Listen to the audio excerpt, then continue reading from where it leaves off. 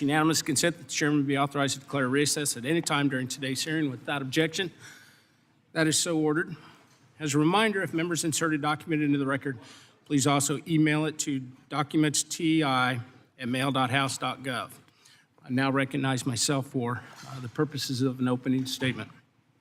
Tomorrow marks the one-year anniversary of the FAA Reauthorization Act of 2024 being signed into law.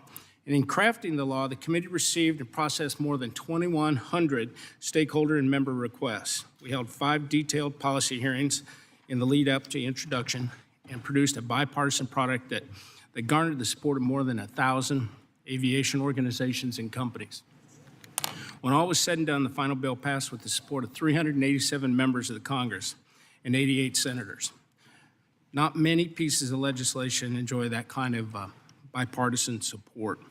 And that bill, now law, touched just about everything in the aviation industry, including a strong and robust aviation safety title that included reform, a workforce title that addressed the challenges head-on by removing barriers for veterans and young individuals looking to begin a career in civil aviation, including bolstering the air traffic control workforce, an airport infrastructure title that increased the airport improvement program for the first time in over a decade and streamlined the environmental permitting process. A new entrant title crafted to maintain American leadership in this emerging sector, and a passenger experience title that was aimed at improving travel for all Americans. Furthermore, it's a personal point of pride for me that the law included the very first ever GA title. General aviation is the foundation of our nation's aviation system. In fact, it's where many of our pilots and our mechanics and other hardworking aviation professionals, it's where they begin their career. Put simply, the law recognized the importance of general aviation and protected the freedom to fly for every single American.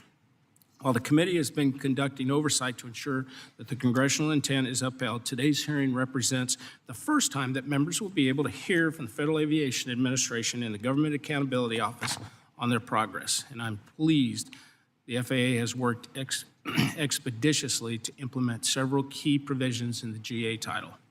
Additionally, with heightened attention being placed on the need to modernize our air traffic control system, an initiative that all in this room support, the reauthorization bill gave the FAA a flight plan. Now they have to start the plane and actually follow it. To aid that effort, Republicans on this committee came together and approved a reconciliation package that appropriates $12.5 billion to the FAA for ATC modernization.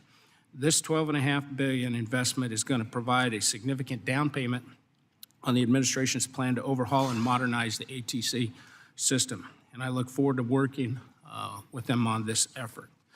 And I'd like to thank all of our witnesses for being here today, and I look forward to hearing from each of you on the progress that the FAA and the GAO has made in implementing this milestone legislation. With that, I recognize Ranking Member Larson for his opening statement.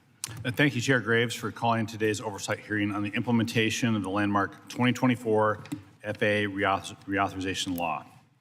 1 year ago today, Congress took decisive action to improve aviation safety, foster aerospace innovation, grow the aviation workforce, and better protect the flying public. While the FAA is making progress in implementing the law, recent tragic aviation accidents and close calls make clear the administration must prioritize the critical safety reforms included in the reauthorization. The immense loss that occurred from the tragic mid-air collision at Washington National Airport, or DCA, highlights the need for the FAA and Congress to recommit to enhancing the safety of the national airspace system and restoring the flying public's confidence in that system. Unfortunately, recent events have shown problems we are seeing in the aviation industry extend much further than the issues led to the heartbreaking plane crash on January 29th. Shortly after this crash, there were several other fatal commercial crashes or safety accidents like in Alaska, Philadelphia, Arizona, and other places around the country. In this last 6 weeks alone, there have been an ongoing series of high-profile, troubling accidents, including a helicopter conducting commercial air tours crashing in the Hudson River, 2 loss of separation events at DCA between a Black Hawk helicopter and a commercial airline flight, wingtips of a Bombardier CRJ 900 striking an Embraer E175 on the taxiway at DCA, the FAA's NOTAM system, which provides essential real-time updates on conditions affecting flight safety, experiencing sudden outages, and at least 3 separate instances of ATC equipment failures affecting Newark Airport alone, resulting in hundreds of delays and cancellations.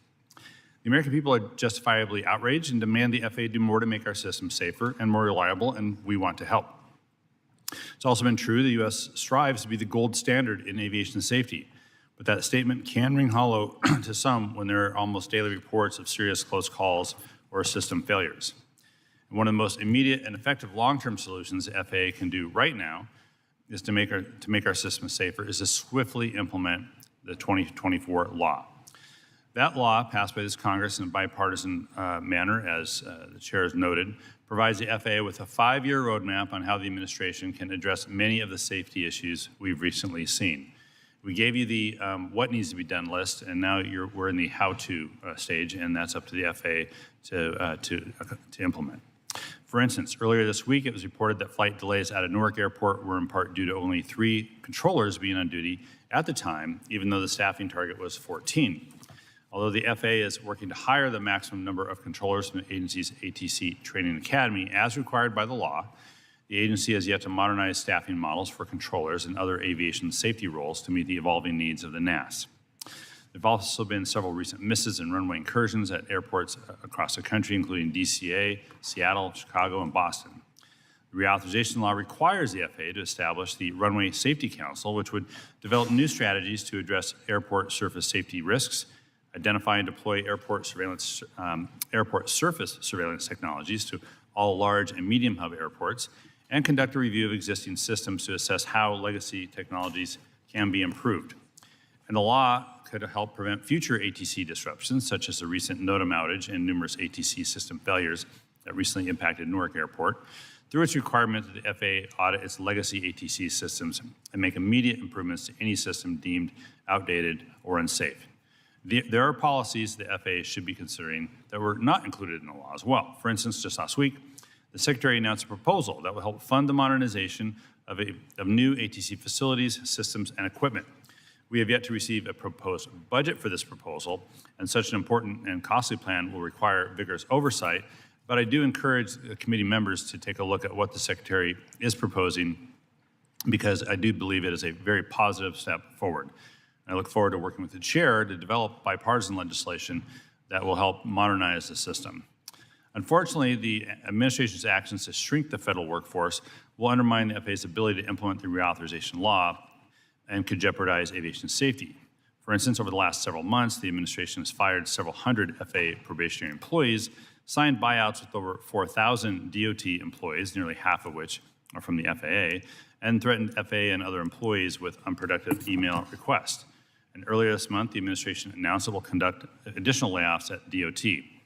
These layoffs could prevent not just the implementation of critical safety reforms, including in the FAA law, but also prevent DOT from fixing the various challenges currently plaguing our aviation system. So one question is very clear that I need to ask is, how can the administration expect to fix the ATC system when it's pushing out the very people that support, operate, and maintain the ATC system? To grow the workforce, invest in deploying safety technologies, protect the flying public, this administration must stay focused on implementation of the law as we passed it.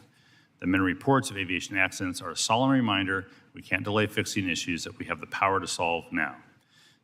Today is an important opportunity to learn more about what the FAA is implementing. Today is an opportunity to learn more about how the FAA is implementing the law and other actions the agency must take to ensure safer skies for the flying public. Thank you, Mr. Chair. With that, I yield back.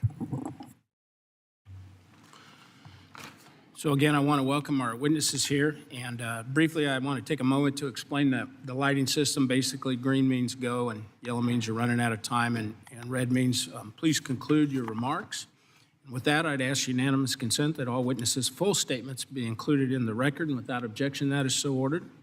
I'd ask unanimous consent that the record of today's hearing remain open until such time as our witnesses have provided answers to any questions that might be submitted to them in writing, and without objection, that is so ordered. I'd ask unanimous consent that the record remain open for 15 days for any additional comments and information submitted by members or our witnesses to be included in the record of today's hearing, and without objection, that is so ordered. As your written testimony has been made a part of the record, the committee asks that you limit your oral remarks to 5 minutes. And with that, we'll start with Ms. Baker, who's the Deputy Associate Administrator for Aviation Safety. You're recognized for 5 minutes. Thank you very much. Chairman Graves, Ranking Member Larson, members of the committee, thank you for the opportunity to share some updates regarding the FAA's efforts to implement the FAA Reauthorization Act of 2024. The FAA has made significant progress in implementing the Act's several hundred requirements during the past year. Together with my colleagues from the Air Traffic Organization and the Office of Airports here with me today, I will highlight several of these accomplishments. Regarding direction to improve the FAA's communication and timely decision-making on matters before the agency, so far we have reduced the aircraft registration backlog, and applications are now processed within an average of 10 business days or less. We also shortened the time frame for determining acceptance or rejection of air carrier, air operator, and air agency certificate applications. We have improved the guidance that our inspector workforce uses while planning for production approval holder inspections. We are also enhancing the processing and analysis of safety data. Specifically, the Aviation Safety Information Analysis and Sharing System has incorporated advanced tools to process safety data more rapidly and produce safety intelligence to identify trends and mitigate risks. As we enhance the safety of the national airspace system for current users, we are also focused on integrating new and emerging aviation technologies, including advanced air mobility. Last month, Secretary Duffy announced the Center for Advanced Aviation Technologies to be operated by the Texas A&M University System. The center will play a pivotal role advancing aviation technologies, ensuring safe integration into the NAS, and drive innovation in aviation. The FAA is ready for powered lift, the first brand new category of civil aircraft in almost a century. Last year, the FAA issued the Special Federal Aviation Regulation on powered lift instructor and pilot certification, pilot training, and operating rules. President Trump and Secretary Duffy made clear their priority to deliver an all-new, state-of-the-art air traffic control system that makes air travel safer and more efficient for the American people. Last week, Secretary Duffy announced a plan to replace core infrastructure, including radar, software, hardware, telecommunications networks, and facilities. The FAA has already accelerated the modernization of the Notice to Airmen system. We expect delivery by July of 2025 and are targeting deployment by September of 2025. The FAA must recruit, train, and retain the best and brightest. Consistent with congressional direction in the Act, the FAA is laser-focused on air traffic controllers and aviation safety inspectors. We are updating controller staffing targets across facilities to reflect FAA NATCA workgroup negotiated levels. Under Secretary Duffy's leadership, we accelerated the time to hire and streamlined the controller hiring process through targeted automation and process improvements. We are offering financial incentives to grow the new controller pipeline and retain our most experienced controllers. And we are using on-the-spot hiring authority for experienced military controllers to join the workforce. The FAA is leveraging partnerships with colleges and universities to create another pipeline for controllers through the Enhanced Air Traffic Collegiate Training Initiative. We expect these investments to assist staffing at critical federal contract towers as we grow the controller workforce. Aviation safety inspectors are frontline in safety oversight and are essential to execute our safety mission. The use of direct hire authority, for example, on-the-spot hiring authority, has enabled the FAA to continue targeted recruitment for these mission-critical positions and accelerate the hiring process. For our nation's airports, we have updated airport improvement plan guidance that will benefit airport operators, and we are continuing to support the transition to fluorine-free firefighting foam and updating guidance for vertiports, which will support the integration of AAM. We have made substantial progress implementing the requirements aimed at eliminating dangerous runway incidents. Since November of 2024, the FAA has added the Surface Awareness Initiative at 18 sites. We have more than 30 additional sites planned to go operational by the end of calendar year 2025. And we are rolling out new enhanced safety technology at more than 70 airports. The FAA is committed to implementing the FAA Reauthorization Act. We are confident we are making substantial and meaningful progress, and we intend to keep Congress advised of that progress. And we look forward to your questions. Let's see, next we have Mr. Collins, who's the Director of Physical Infrastructure, GAO. Recognized for 5 minutes. Chairman Graves, Ranking Member Larson, and members of the committee, thank you for the opportunity to discuss GAO's work related to FAA's efforts to implement the FAA Reauthorization Act of 2024. The Act communicates congressional direction for how FAA should carry out aspects of its mission and helps ensure the safety and efficiency of the national airspace system. The Act also contains 36 mandates for GAO to undertake various studies and requires that FAA implement various GAO recommendations related to our past work. While FAA has taken several actions to implement the Act, my remarks will highlight challenges FAA faces modernizing the national airspace system and enhancing the aviation workforce, as well as GAO's recent and ongoing work in these areas and our open recommendations. Our recent work related to airspace modernization has focused on the condition of legacy IT systems and next-gen implementation. In September 2024, we reported that 76% of FAA's 138 air traffic control systems were unsustainable or potentially unsustainable, and that FAA had been slow to modernize these systems.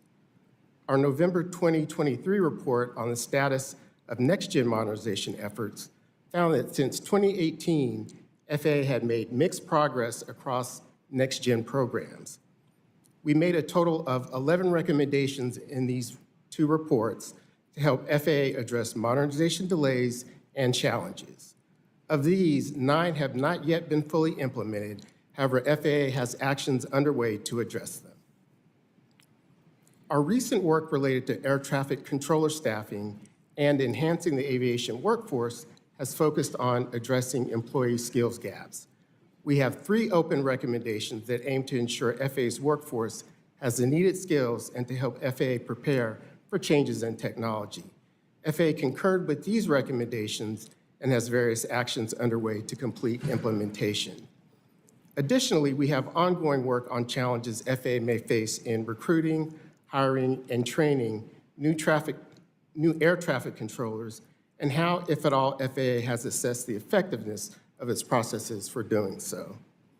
In response to the Act, we also have ongoing work related to airport service workers, the regional airline pilot workforce, the FAA National Simulator Program, and high school aviation training. In closing, there are currently 50 open GAO recommendations to FAA from reports that we have issued since 2020. Implementing these open recommendations will help position FAA to fulfill its commitment to ensuring that the United States has the safest, most efficient airspace system in the world.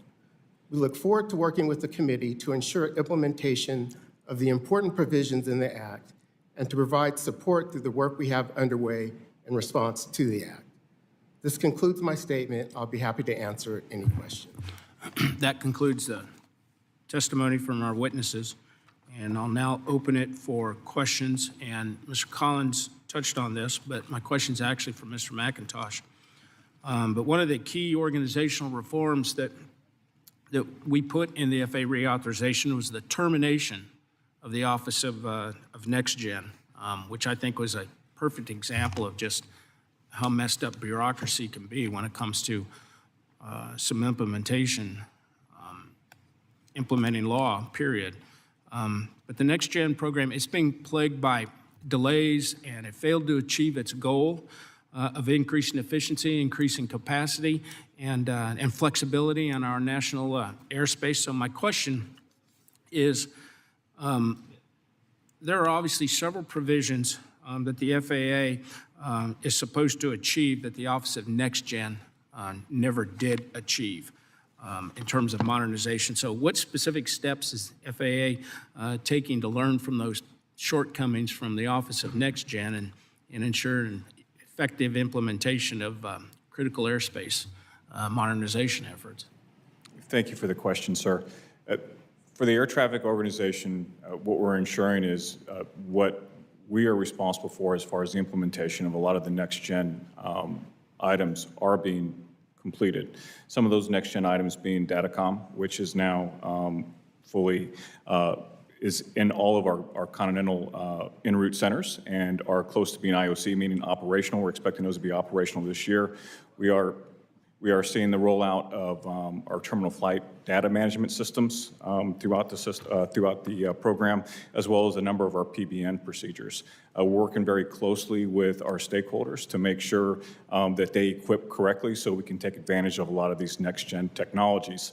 Another important piece, in my opinion, sir, is standing up the AMO office, which is the Airspace Modernization Office. And I do know that my senior leadership is taking that, and I'm expecting for that office to be stood up relatively quickly. I know that we're within timelines of getting that done, and when that is getting done, I look forward to partnering with the new AMO and ensuring that those next-gen technologies are fully executed. Okay. Next question for Ms. Baker. I mentioned, I touched on the GA title, which again, I'm very, very, very proud of that. But my question is, can you highlight some of the key provisions that the FAA has already have implemented and going through that process and their importance to general aviation? Absolutely. And my son is actually an aspiring pilot, so we're getting ready to go through the GA segment as well. So he starts school in the fall. We're very excited. Some of the things that we immediately implemented were around expansion of basic med, which is a medical certification, risk-appropriate medical certification for low-risk general aviation operations, also enabling basic med for those doing checks and those types of operations as well. We have instituted our medical bill of rights, which informs aspiring pilots and pilots applying for medical, airman medical, on their rights for interaction with aviation medical examiners. We removed the requirement to have an expiration date on your flight instructor certificate because that appeared to be unnecessary bureaucracy. We recently published guidance on all makes and models for those operating experimental aircraft. We have gotten the registration down for an aircraft registration down to 10 days, so you get your aircraft registration quickly, as well as we are working to enable use of an electronic registration in that period of time that you may not be actually holding the physical registration. Additionally, we're making changes around designated pilot examiners. We've set up our national office for designated pilot examiners, and we have already implemented a way for individuals getting checks from DPEs to provide FAA input on the performance through using the FAA hotline. We are looking to improve the electronic interaction with DPEs, so we're working to implement those provisions where you can see online a DPE schedule to make that more efficient and similar to how we run the rest of our life. That's fantastic, actually. All of these things are important to me, every single one of them and more. So I look forward to everything being implemented that was in the GA title. So, Rick? Thank you, Mr. Chair. Ms. Baker, I want to start with if you could provide a brief update on the FAA's oversight of the Boeing Action Plan, the Safety and Quality Plan. Where does FAA assess Boeing is in that process? Thank you for the question. So the FAA increased its oversight of Boeing after the door plug accident of January 2024. We have continued that enhanced oversight. We are still in the factory day by day. We are working closely with the actual mechanics in the factory as Boeing executes its plan. They are making progress against their safety and quality plan. I've been in the factory twice over the past year, and I've seen changes that they've made to employee training. I've seen changes how they're implementing their SMS. So they are proceeding with the execution of their safety and quality plan, and we continue to be there daily as they continue to execute. And you anticipate FAA being in the plant for quite some time still? I think that because the plan includes not just observations from our special audit and their own special audit, but there's also cultural pieces that came out of the Section 103 expert panel review, I anticipate safety culture activities will continue for some time. Thanks. Mr. McIntosh, it's my understanding that FAA is continuing its review of airport hotspots after the tragic DCA midair collision. What are the latest findings of this review? In regards to airport this would be the airplane and helicopter interaction at other airports? There's a mixed traffic study, I believe is what you're referring to, sir. Sure. So that was a direct action that we took from DCA is what lessons learned can we take and apply them to other airports that have similar traffic patterns between mixed traffic, meaning helicopters and fixed-wing aircraft. And we've identified 10 facilities that had charted helicopter routes near airports. And we have been reviewing those cities to make sure that those charted helicopter routes have lateral confines and vertical confines to ensure that aircraft are safely separated between that mixed environment. And we are seeing corrective action plans take place already, sir. We have identified Las Vegas as having some charted helicopter routes that were fairly close to Las Vegas International Airport. We took corrective actions, and we have established lateral confines and vertical confines to ensure that those helicopter routes are safe from arriving and departing aircraft out of Las Vegas, as well as working with our labor partners to ensure that our training is adequate for a lot of these, for when we see these mixed traffic patterns, mainly the exchange of traffic advisories, making sure that helicopters knew exactly what the aircraft pattern altitudes were, making sure they were clear of traffic. These corrective action plans are part of our SMS process, part of our QA/QC process, quality assurance, quality control. And if we see any safety drift there from our data points, we want to make sure that we mitigate it proactively versus reactionary. So we are learning from that event, and we are applying those lessons learned to these 10 other airports that I'm speaking to. Yeah, thanks. Mr. Collins, do you have did GAO do any assessment, or have you been asked to yet do an assessment about the loss of federal employees at the FAA as it relates to activities related to certification of airplanes, of airplane components? One of the complaints we heard and tried to incorporate into the 24 bill was to ensure the FAA had the people to complete certification of parts and components. And so I'm wondering if you've done any assessment or have been asked to do any assessment about the relationship between the loss of employees and certification efforts. To date, we have not received a request to do that work, but we'd be happy to chat with your staff about that. Thank you very much. I appreciate that. See, I had a set of questions here. Mr. Heibeck, one of the things we've been tracking is Heibeck. Is that right? Yeah, Heibeck. We've been tracking is grants that have been awarded, signed, and obligated. Grants have been awarded, not signed, and frozen, and so on. With regards to either AIP grants or ATP grants, airport terminal program grants, I guess it's called, forget the name, that came out of the IAJA. Have you have any direction? Do you have any? Can you give us any guidance about any grants that are being frozen? You're not yet getting guidance about releasing monies at all. Thank you for the question, Congressman. And no, we are moving forward with issuing all types of grants. Let me handle the Airport Improvement Program first. Yeah. We thank Congress for the $4 billion, which is a significant increase in the AIP. That took a little time to get the apportionment out. We cannot start moving those grants until we have an apportionment. We should start seeing those grants going out to airports shortly.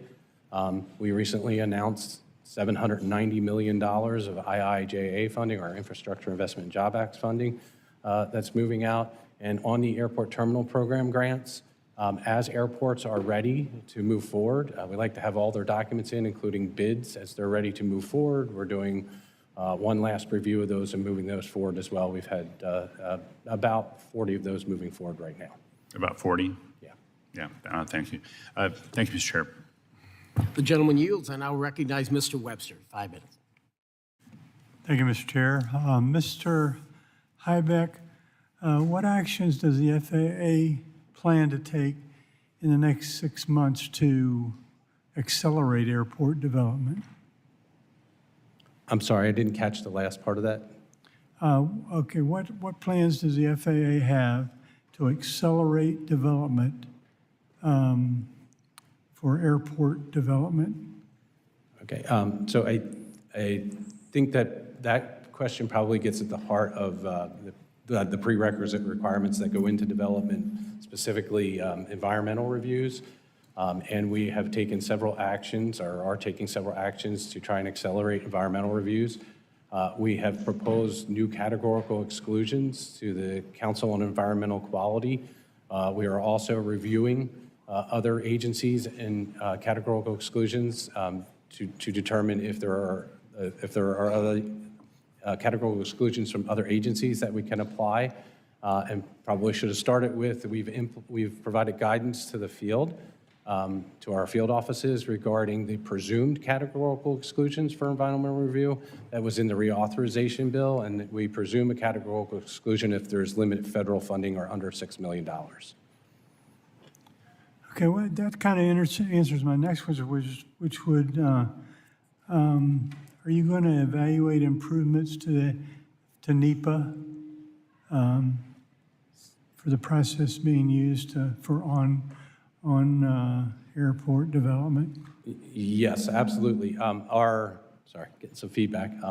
Our Office on Energy and Environment is right now reviewing and updating our NEPA implementing policies and procedures, Order 1050.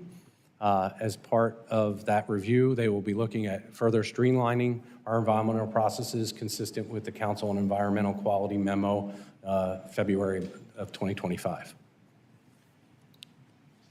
Mr. McIntosh, I appreciate Secretary Duffy's commitment to cleaning up the backlog of more than 3,200 projects that were left over from the Biden administration by reversing burdensome regulatory requirements that delayed critical infrastructure investments.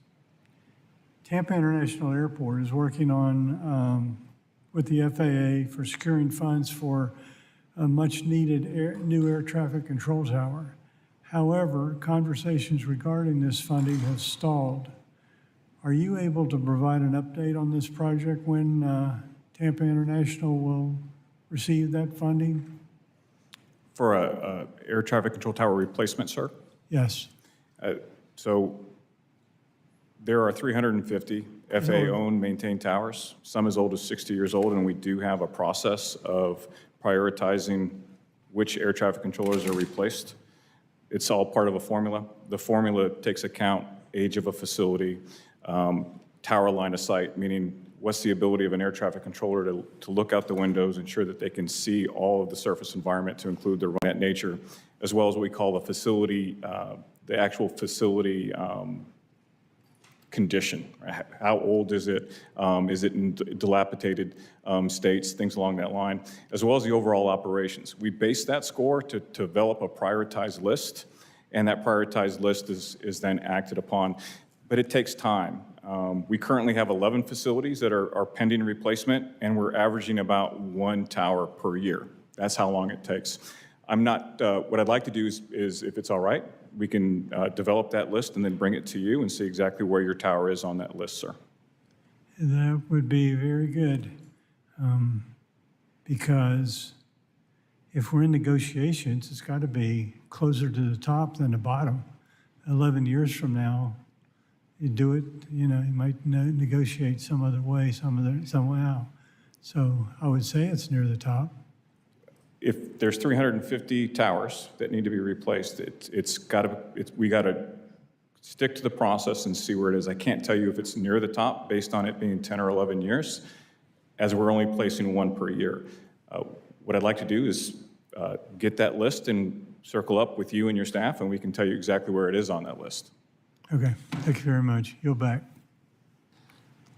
The gentleman yields. I now recognize Ms. Norton for 5 minutes. Thank you, Chair Graves and Ranking Member Larson, for holding this important hearing.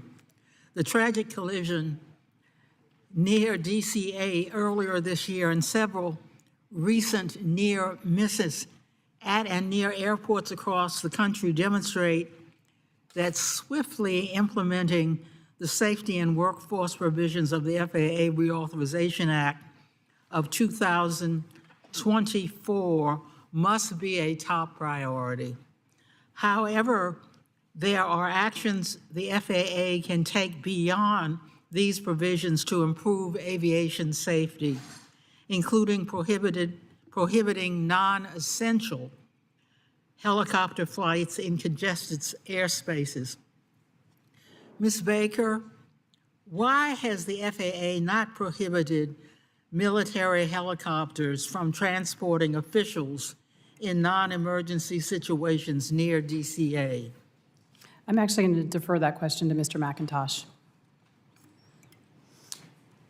Thank you for the question, ma'am. That is part of the discussion right now, is reviewing exactly that and seeing the necessity and having conversations with DOD and talking about possible restrictions. But everything's on the table right now in our review to make sure that we keep a safe environment for the vicinity around DCA. Very important.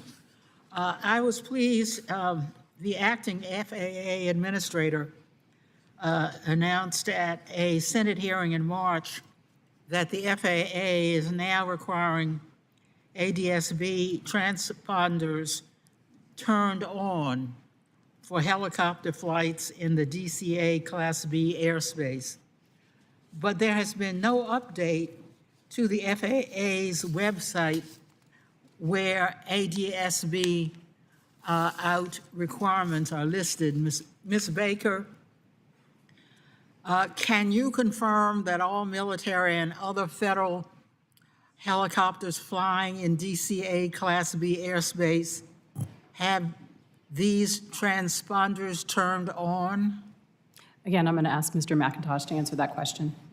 Thank you for that, ma'am. So you are correct. At the last Senate hearing, Acting Administrator Rocheleau did require that ADS-B out be required for the military aircraft. What came into question was the amount of waivers that were put in place to allow these aircraft to operate. The day of that hearing, we did go and review all the authorization and all those waivers. And the only waivers that are now permissible for an ADS-B out off waiver are for aircraft doing active law enforcement, active national security, and VIP movement. Those are the only ones right now that are currently allowed. Any authorization that we had before is heavily scrutinized to ensure that that mandate is realized. Thank you.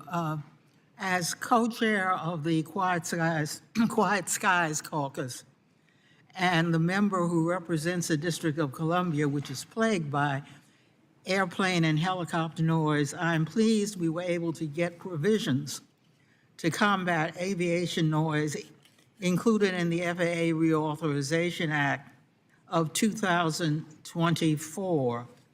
Under this law, the FAA is required to do more to combat aviation noise and engage with the public on aviation noise.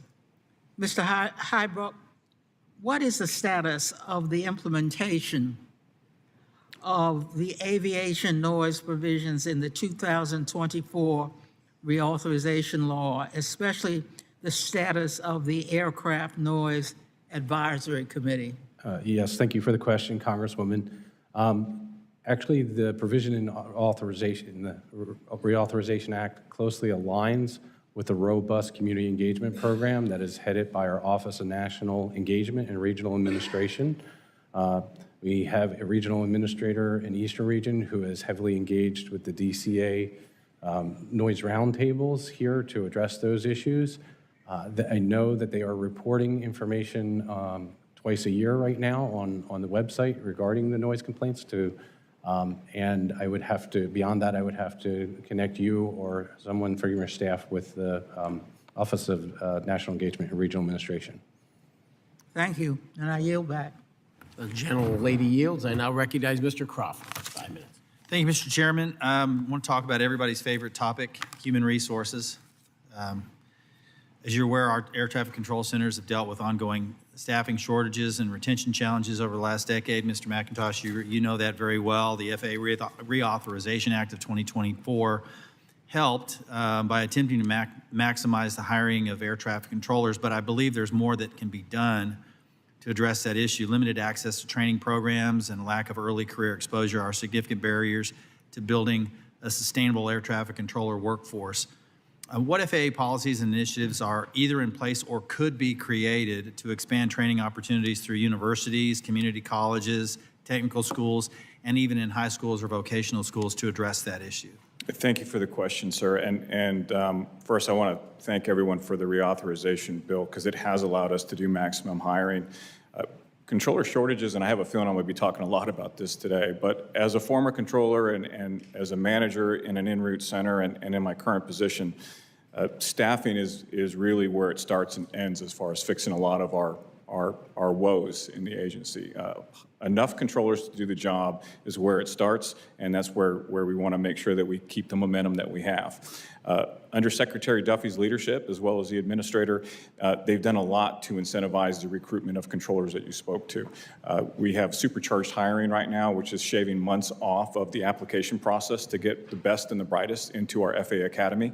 We're also offering a 30% increase in salary for those Academy graduates or for those Academy candidates to make the job more appealing. We're also providing incentives to facilities that are hard to staff, as well as incentives to keep controllers on board for longer, meaning the ones that are eligible to retire, we're offering them an additional 20% to stay on as we onboard the maximum hiring and to control or to hire and train more controllers.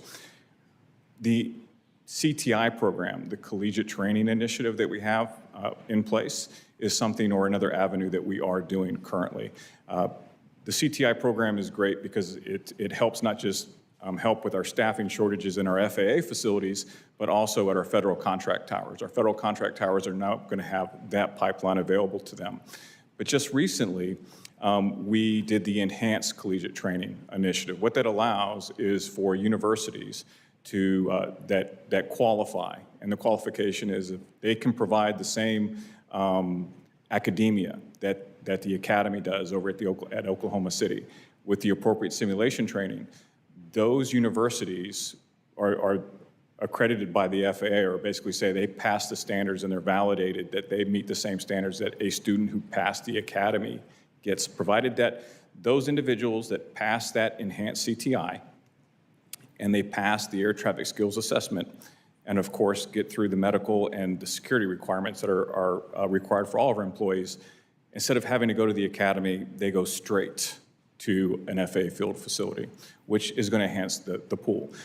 Right now we have 5 schools that have been accepted for the enhanced CTI, and we have 30 additional schools that are showing interest. We've just started this program, and we're expecting to see our first graduation of these candidates come out this spring, and I believe there was 40. It doesn't sound like a lot, but as this starts to turn over and we get more applicants, we could start talking about another 200 or 300 applicants that'll be available for air traffic. And these are the things that we need to start leveraging to make sure we put the maximum amount of people into our field facilities so they become future air traffic controllers. Let me ask you this. You know, the military has a talent pipeline in the service academies and ROTC. What you're describing sounds an awful lot like it could be called, for lack of a better term, an air traffic controller corps. Is that something that you think has legs? I mean, identifying those young people as far back as high school and putting them in that talent pipeline and getting them ready to serve?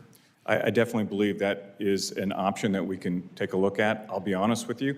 I wasn't even interested in, or I didn't really know what an air traffic controller did in high school, nor did I in college. I actually learned about air traffic going into the military. I was in the U.S. Air Force. That's where I learned how to be an air traffic controller. It's historically, that's where you go. That's correct. So I do think that if there's a way that we can get more advertisement on what a great job and what a rewarding job an air traffic controller is and get people interested, I absolutely think that would be an option for us. Yes, sir. Excellent, excellent. I appreciate that. I'm going to yield. The gentleman yields. I now recognize Mr. Nadler for 5 minutes. Thank you, Mr. Chairman. Mr. Chairman, I think we can all agree that the situation at Newark Liberty International Airport is unacceptable.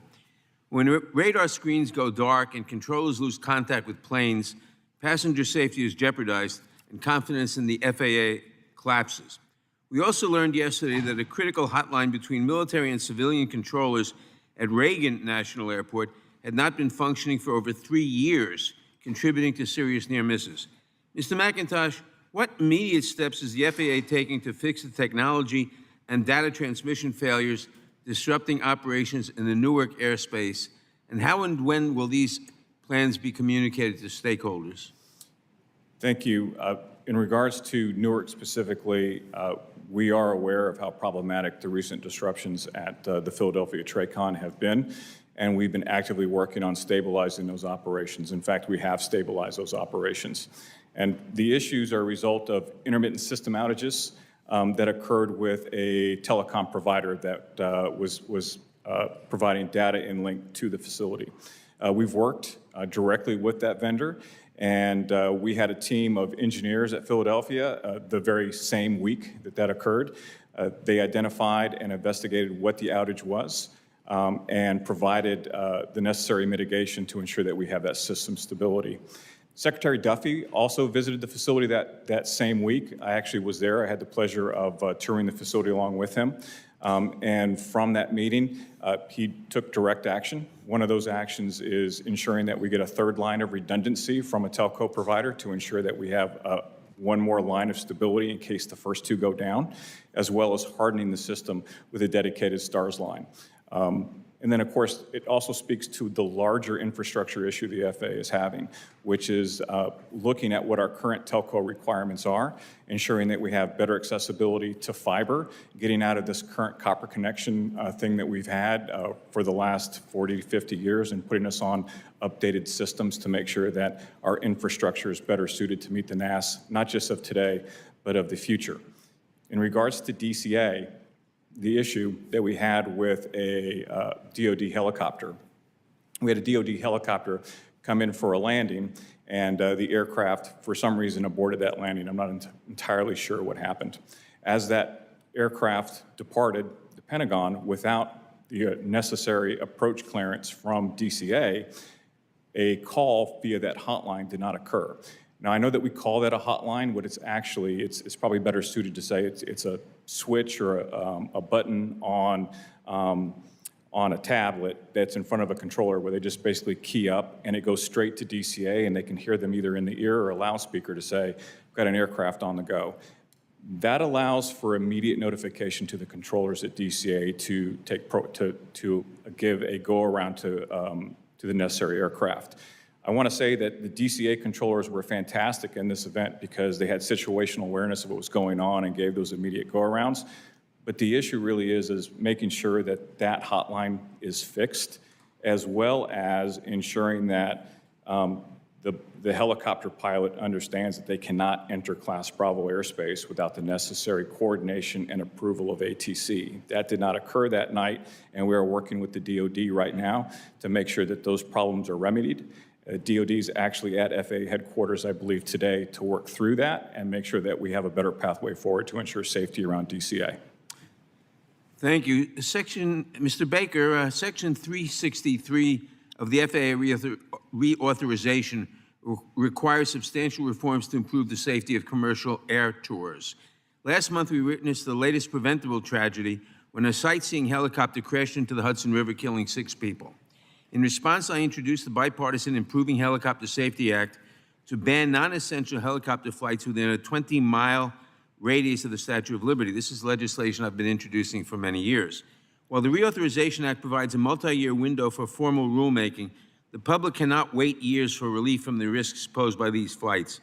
In addition to grounding the company involved in the crash last month, what immediate steps is the FAA taking to protect public safety and mitigate the danger of non-essential air tour helicopters while the full implementation of Section 303 proceeds? And how will the FAA ensure that these long overdue safety improvements are expedited to prevent further loss of life? Absolutely, thanks for the question. The accident in New York was tragic, and the videos of the accidents are haunting. As you mentioned, the FAA immediately grounded the carrier, the operator of those air tours, and has done their own internal investigation into the performance of the operator. Additionally, the NTSB continues to investigate that particular accident. What we are doing is we have gone through our evaluation of air tour operations. We've done additional surveillance where needed. Additionally, air tour operators are required to implement safety management systems, and the advantage of safety management systems, it allows for an air carrier or an air tour operator in this case to immediately identify and mitigate risk far before the timeline of any rulemaking. What will it take for the FAA to ban non-essential flights around Manhattan where there's no air traffic control, only visual control? I think How that's, many more accidents? I understand your concern. I asked a question. I understand your concern, and it's something we can talk about internal to the agency. Thank you. I yield back. The gentleman yields. I'll now recognize myself for 5 minutes, Ms. Baker. The entire group, thank you for being here. Section 310, initially you talked a little bit about registration and you're catching up on the backlog there. I want to talk a little bit about certification. Section 310 of the 2024 FAA Reauthorization Bill instructs the FAA to modernize the certification process, which will take years and cost tens of millions of dollars. I've been briefed by several stakeholders that the current system is not performing very well, and too many companies are delayed with their projects, and much of the work is administrative.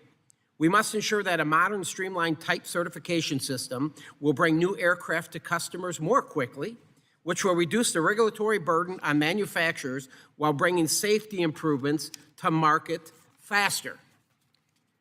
This is Section 310. I'm referencing 310 in our FAA reauthorization, and I'd like you to provide me an update. But in this, it said from the date of enactment, so this should have been done in November of 2024, that you had 180 days to conduct a review and study to find an independent nonprofit organization to look at type certification processes. Was that done in November 2024? We were a little late getting that done, but we did award a contract in January of 2025. Okay, I would like to see it. Then it also states in Section 310 that no later than 18 months that you have 18 months once the review and study has been done, you report back to Congress. So that's due then in November of 2025. You think you'll be able to meet that? Our intent is always to meet the timelines within the legislation. But you're a little late. I would like to see this. I'm paying very close attention to this. This is ridiculous. We must get it done. We'll be happy to follow up. Supersonic aviation. January 2021, the FAA issued a final rule which generally upholds it's prohibiting civil supersonic flight over land in the United States. This took place back, it's 1973 rule. 1973, which restricts civil aircraft from operating at speeds above Mach 1 over land in the United States unless a special flight authorization is received. At the time, the regulation was about protecting the public from disruptive sonic booms. Decades later, an unintended consequence of this uniform ban has stifled American innovation in aviation and puts our country at a distinct disadvantage with our adversaries like China, which are significantly developing in this space. With that being said, it is evident that several U.S. aerospace companies have proven that they can safely fly above Mach 1 and not produce audible sonic booms that are heard at ground level. This is an example here. We've got Boom Supersonic. Have you ever heard of them? Yes. Amazing what they're doing. I mean, they've got this aircraft, Boom's demonstrator aircraft, the XB-1. It broke the sound barrier 3 times. Back in January of this year, they did it. They've been testing this thing. Broke the sound barrier 3 times without generating a sonic boom that reached the ground, demonstrating that quiet supersonic travel is possible. I know some of the big commercial airliners, I think United has ordered some of these. They can get this done. But we got a problem with the FAA and the rulemaking, and it must change. So that is Section 1110. That was in the FAA reauthorization. And that, it said, Section 110, advancing global leadership on civil supersonic aircraft.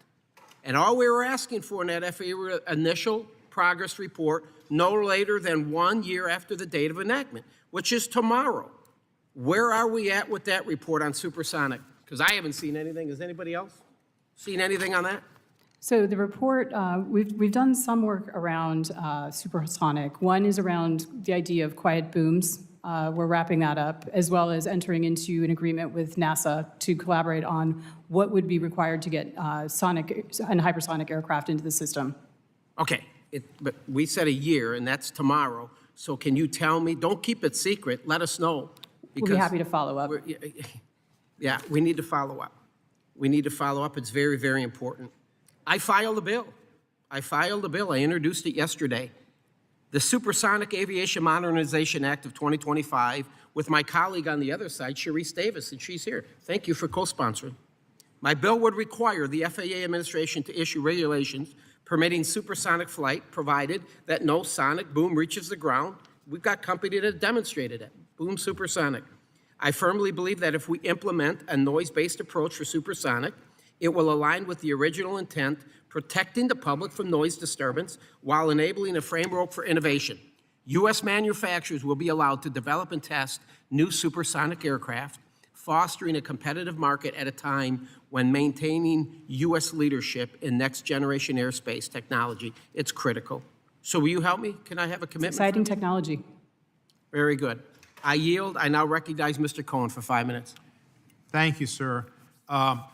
We passed a great bill last year. Everybody agreed on it, great leadership, got it done. But implementation is what's important, and right now the FAA is clearly not tracking what they were intended to do and what we expected to do as far as implementing the FAA bill. I am disappointed today that the FAA administrator is not here with us. Mr. Rocheleau, Secretary Duffy's not here either. I would hope they'd come at the earliest possible convenience, but they should be here today to tell us about how they're implementing this law. And it's an important law for America and for American safety. We've talked some about the helicopter plane crash. Mr. McIntosh, you gave some situations where you said they're still going to have access to that corridor, and you said for VIPs, is that correct? For that corridor for VIPs, however, we still restrict mixed traffic and helicopters to be in that corridor at the same time. What do you mean mixed traffic with helicopters? So we do not, if they're in the corridor, if the helicopter's going through the corridor, then we hold aircraft out. If aircraft are going through the corridor, we hold the helicopter out. We do not allow both those aircraft in the corridor at the same time. You say you've got an exception for VIPs? The VIP does not have to turn an ADS-B out on for tracking purposes. And who are VIPs? VIPs for presidential movement. Don't you think they should be better protected than less protected and not be in the corridor that has been this corridor that had 70 some odd deaths or 60 some odd deaths occur because of the failure of the DOD to keep their training helicopters out of that corridor where there were takeoffs and landings? That's what caused the crash. The DOD had a training flight in that corridor when they could have done it after midnight. Shouldn't we immediately stop DOD from putting any flights in that corridor to protect lives of American citizens? Sir, I can't comment on an NTSB investigation, but what I can say is that we keep that corridor safe by ensuring that we do not have mixed traffic in there, and it is rare exceptions when they're allowed to be. Were they allowed to be on the date of the crash? We didn't have exceptions to the rule of the day of the crash, sir. That needs to be straightened out. I mean, lives are at stake, and we've lost lives already. I would suggest you just get it done and eliminate the flights, but that's another issue. Newark Airport, Mr. McIntosh, were there losses of communication, dead spots during the previous administration, or is this something that just happened in the last few weeks? In November, there was a loss of communications, and there was a momentary loss of surveillance. Yes, sir. Was that in Newark? It was in the Philadelphia area C Right. TRACON that handles the approach control services into Newark Airport. Why was that shifted from New York to Newark? I mean, New York didn't have a problem, and didn't Newark used to be controlled by the New York folk? Actually, sir, the night of the November incident, there were issues at N90, which is the TRACON and New York Center. It was a major telecom issue. Okay. I would note, and I'm not saying there's necessarily a correlation, all that troubles began after Air Force One landed at to take President Trump to Bedminster. After it landed in Newark on that Friday evening on its way back from Rome, that's when the troubles started. I'm not saying there's a correlation, just noting it. Thank you. Ms. Baker, I was the author of the EVAC Act along with Senator Duckworth. it required the FAA to ensure passengers can evacuate an aircraft in 90 seconds. The FAA did a test that was a joke. It was a fictionalized fantasy census of people no older than 60 and I think younger than 16, and they were all able-bodied, and they were probably Olympic sprinters. We need to have tests that are real with people over 60, which is a lot of the flyers, and people under 16, and people with pets, and people with disabilities. EVAC law is supposed to be conducted, the tests were supposed to be conducted, or your study was supposed to be conducted by May 16. Why have they been conducted, and when will they be done? We are finishing up that report associated with that study. You're finishing up, it's due tomorrow. Is it going to be finished by, is this just an all-nighter? I'm sorry, could you repeat Is that? this going to be an all-nighter? You're going to take some whatever you take and get it done? We'll do all due diligence to complete it properly. We'll see what happens. But can you assure me that you're going to have real population censuses, do those tests to see if an actual type of flight can evacuate in 90 seconds? We are definitely considering what was determined in the legislation, passengers with disabilities, passengers with service animals, passengers with communication challenges. All of those are being considered in the study. Thank you very much, and I see my time is up, and I yield. The gentleman yields. I now recognize Mr. Perry for 5 minutes. Thank you, Mr. Speaker. Thank you. Not yet. Mr. Not yet. Chairman, thank you. Ladies and gentlemen, thanks for being here today and answering some question for us, listening to our concerns. I've been sounding the alarm for years about the failures of the current system. It's taken collisions, literal collisions, close calls, and other incidents to bring that all to light. And I think we need to absolutely, I've been here for a while and we've been talking about it, but nothing really changes much. And I'm concerned that the current proposal on the table will just throw a bunch of money at it, and as we usually do around here, and fail to fix the underlying problem. Mr. Collins, your testimony highlights the critical concerns about ATC. In September of last year, we reported that 76% of the FAA's 138 air traffic control systems were unsustainable or potentially unsustainable. And we also know that the FAA has been very slow to modernize these systems, on average taking a decade to modernize them, sometimes up to 12 years to do that. The same report of 2024 found that 105 unsustainable or potentially unsustainable systems identified by GAO, 58 have critical operational impacts on the safety and efficiency of the national airspace. In response, the FAA technician identified system obsolescence or difficulty in finding replacement parts. Ladies and gentlemen, this is antique stuff. That's why they can't get the replacement parts, because it's not made anymore because it's that old. Now, during the last reauthorization, I offered an amendment to transfer some of the operation of ATC to a separate non-for-profit corporate entity. And I know some people in the room here don't like that, and I'm willing to explore some other operations. But first of all, FAA should not oversee itself. It's against ICAO and NTSB recommendations, and no one's ever held accountable for these continual failures. And a nonprofit system would get rid of all this oppressive red tape and funding uncertainty. Look, like I said, you might not like that idea, but it absolutely must be addressed, and we got to find a different model. We can't continue with the model that delivers obsolete equipment that's already 10 years late. I mean, that just doesn't work. I'd like to submit, Mr. Chairman, for the record, the May 9th, 2025 Wall Street Journal op-ed entitled "Time is Running Out for the U.S. Air Traffic Control System" by Robert Poole, requesting a change to the business model. Without objection.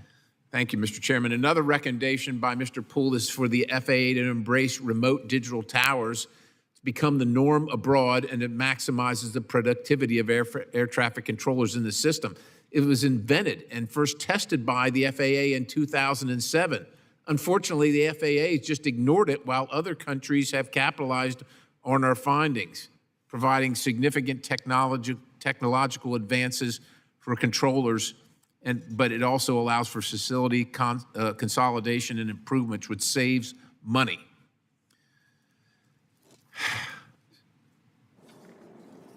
Mr. McIntosh, how many controllers does the FAA expect to retire in the next 5 years? And how's that going to help staffing shortfall among controllers? I don't have the exact number of how many retirees we're forecasting this year or for the next 2 years. I can definitely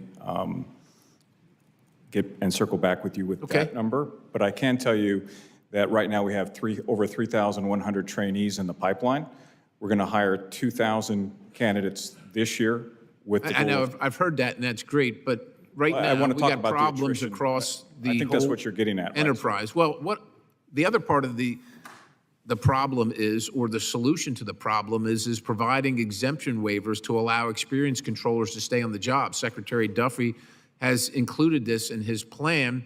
I offered an amendment in the last authorization to increase the mandatory retirement age, but unfortunately it was rejected.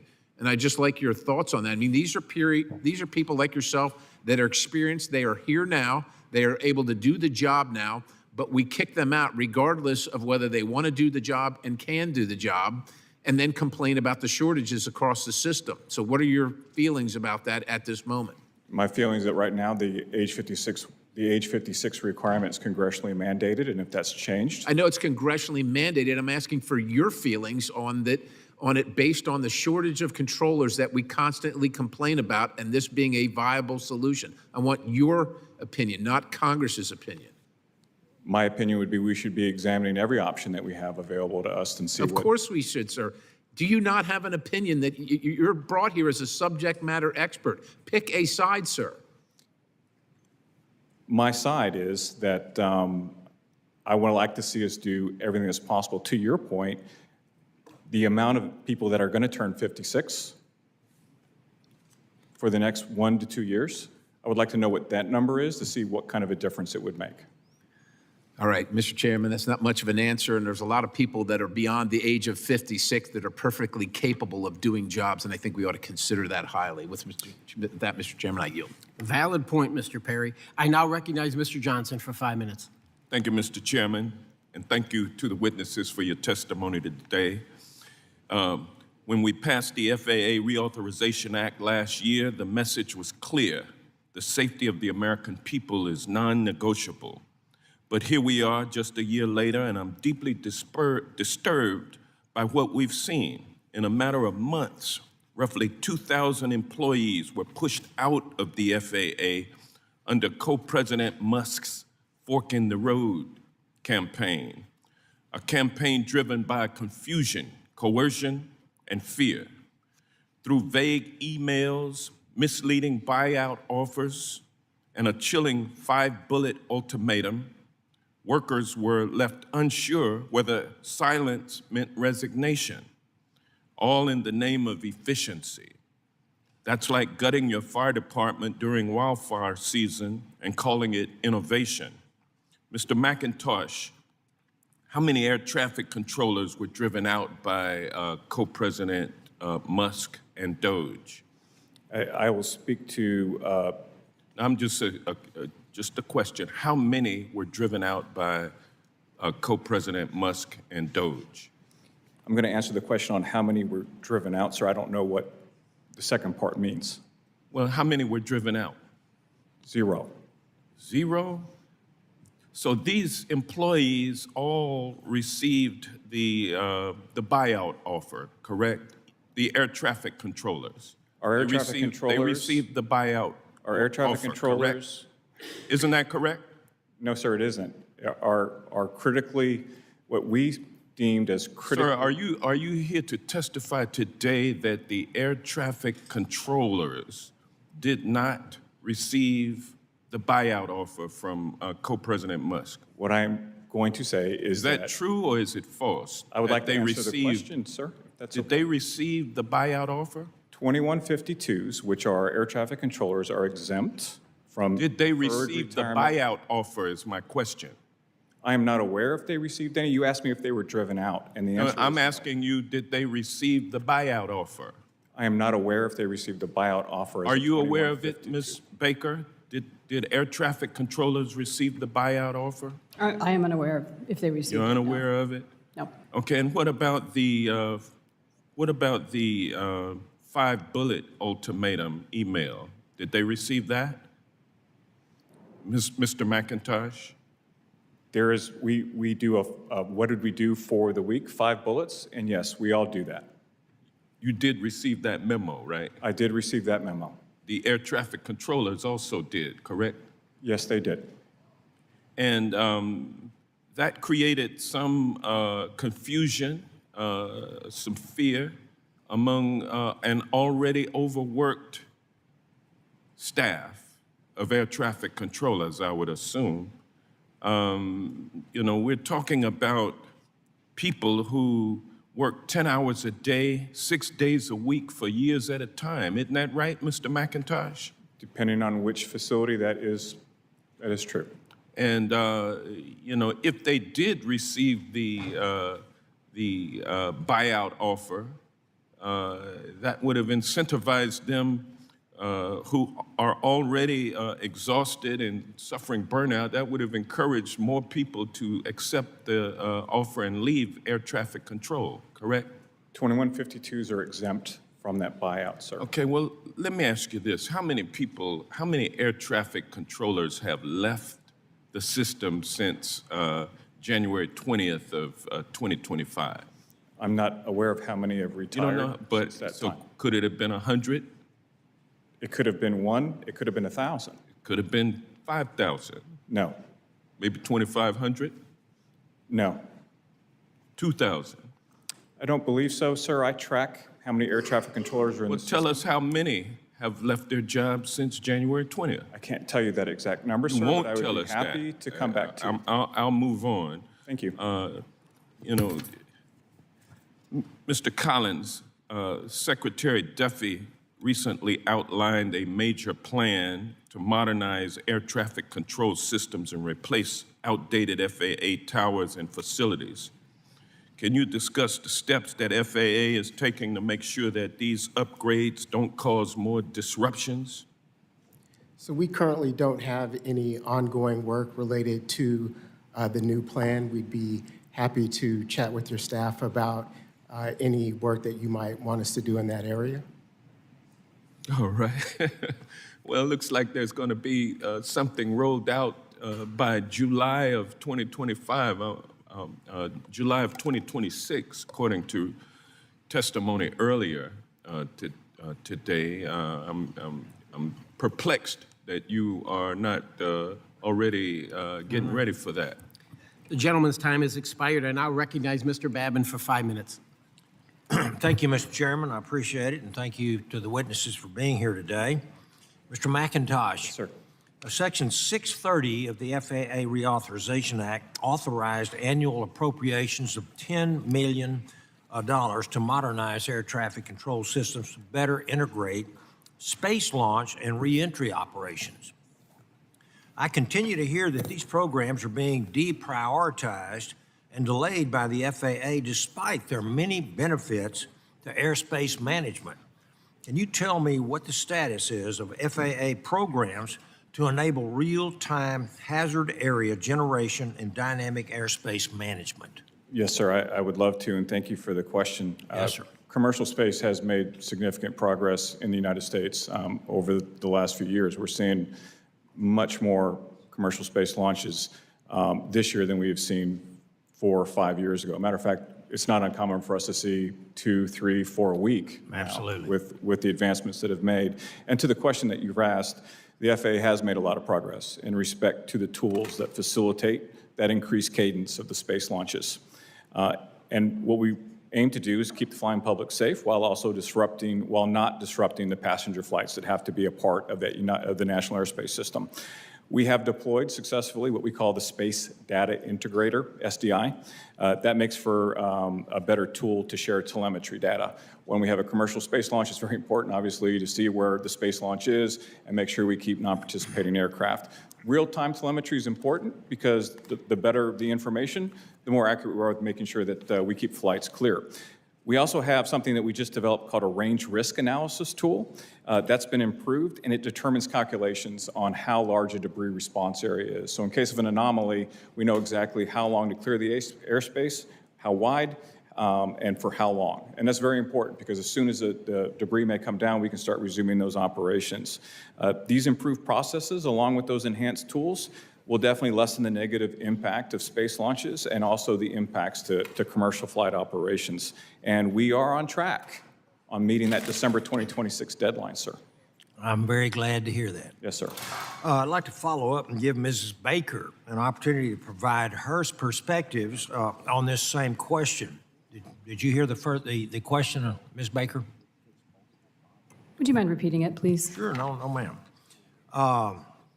Can you tell me what the status is of FAA programs to enable real-time hazard area generation and dynamic airspace management? We rely heavily on air traffic and our colleagues in AST to implement those programs. So I have nothing to add to what Mr. McIntosh shared. Okay.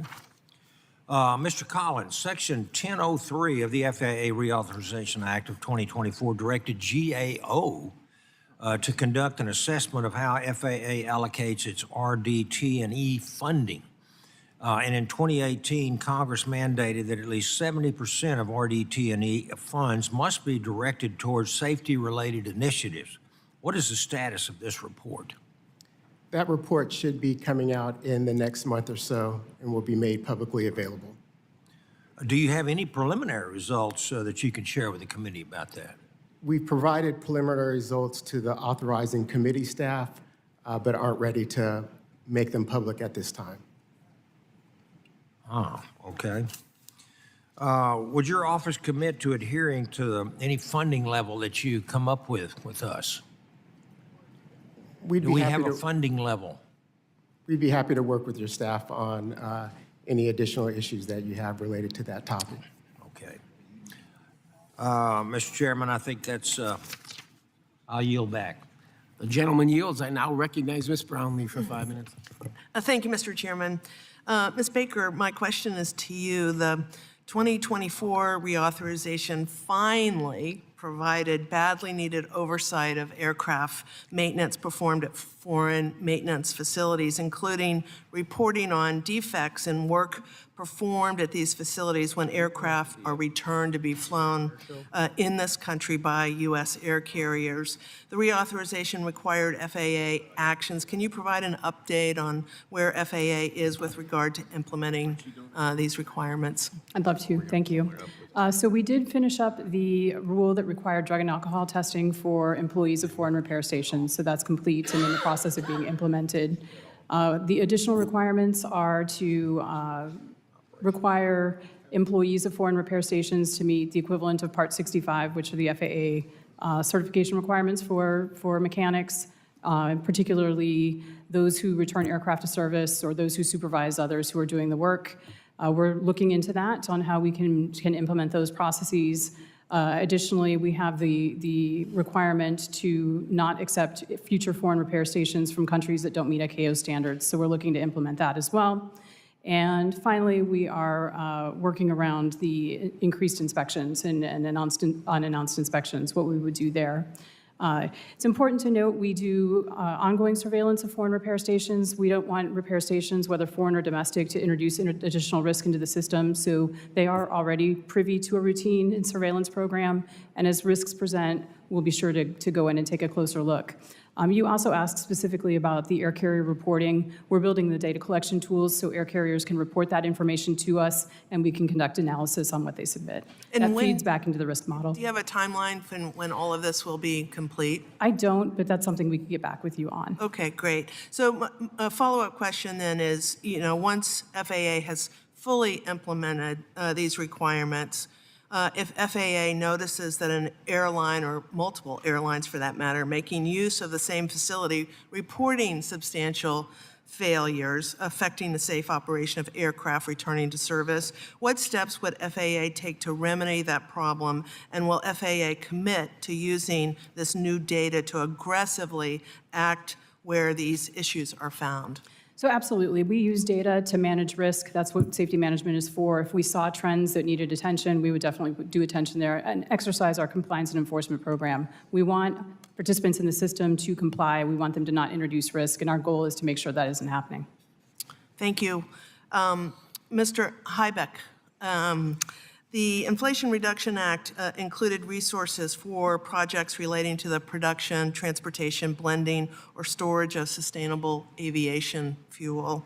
What progress is FAA making on helping to ensure that airports are able to deliver sustainable aviation fuel to meet the demands that air carriers have for this fuel? Yes. So I believe there have been several, I don't have the specific numbers, but I believe there have been several grants issued that include sustainable aviation fuel storage with them, but I can circle back to you with your staff or you and confirm that. So on these grants, do you have any idea how much FAA has allocated and what progress has taken place? And can we expect a full utilization of the remaining funds? I don't have that information with me. I can circle back and provide you with that information. Okay. Ms. Baker or Mr. McIntosh, as FAA considers improvements to air traffic control systems, is FAA also looking at software that aircraft need to have on board, such as modern technology that alerts pilots in the cockpit to issues like lining up to land or take off from the wrong runway? So yes, we are. We did task our investigative technologies ARC to look at in-cockpit technologies around runways. They did provide us recommendations late last summer, I believe, and we are looking to see what it would take to implement that. It seems to me like this is low-hanging fruit in some sense relative to safety air skies, and I've had many people come into my office to talk about the technologies that they have, and it's out there. It's ready. It's a matter of FAA requiring the airlines to begin to start implementing this in their plane. So thank you. With that, time is up. I'll yield back, Mr. The Chairman. gentlelady yields. I now recognize Mr. Lamalfa for 5 minutes. Thank you, Mr. Chairman. Ready, Mr. Heibeck? Good morning. Morning. All right. I've been a member of this U.S. House for 12 years, 132 days, and this morning. So this issue I'm going to talk to you about has been an issue for 12 years, 132 days, and this morning at least. That is putting an FAA mandated fence around the Tule Lake Municipal Airport, which lies in the town of Newell, right not far from the area called Tule Lake, right on the California-Oregon border. So the airport is right here. This is the perimeter of that.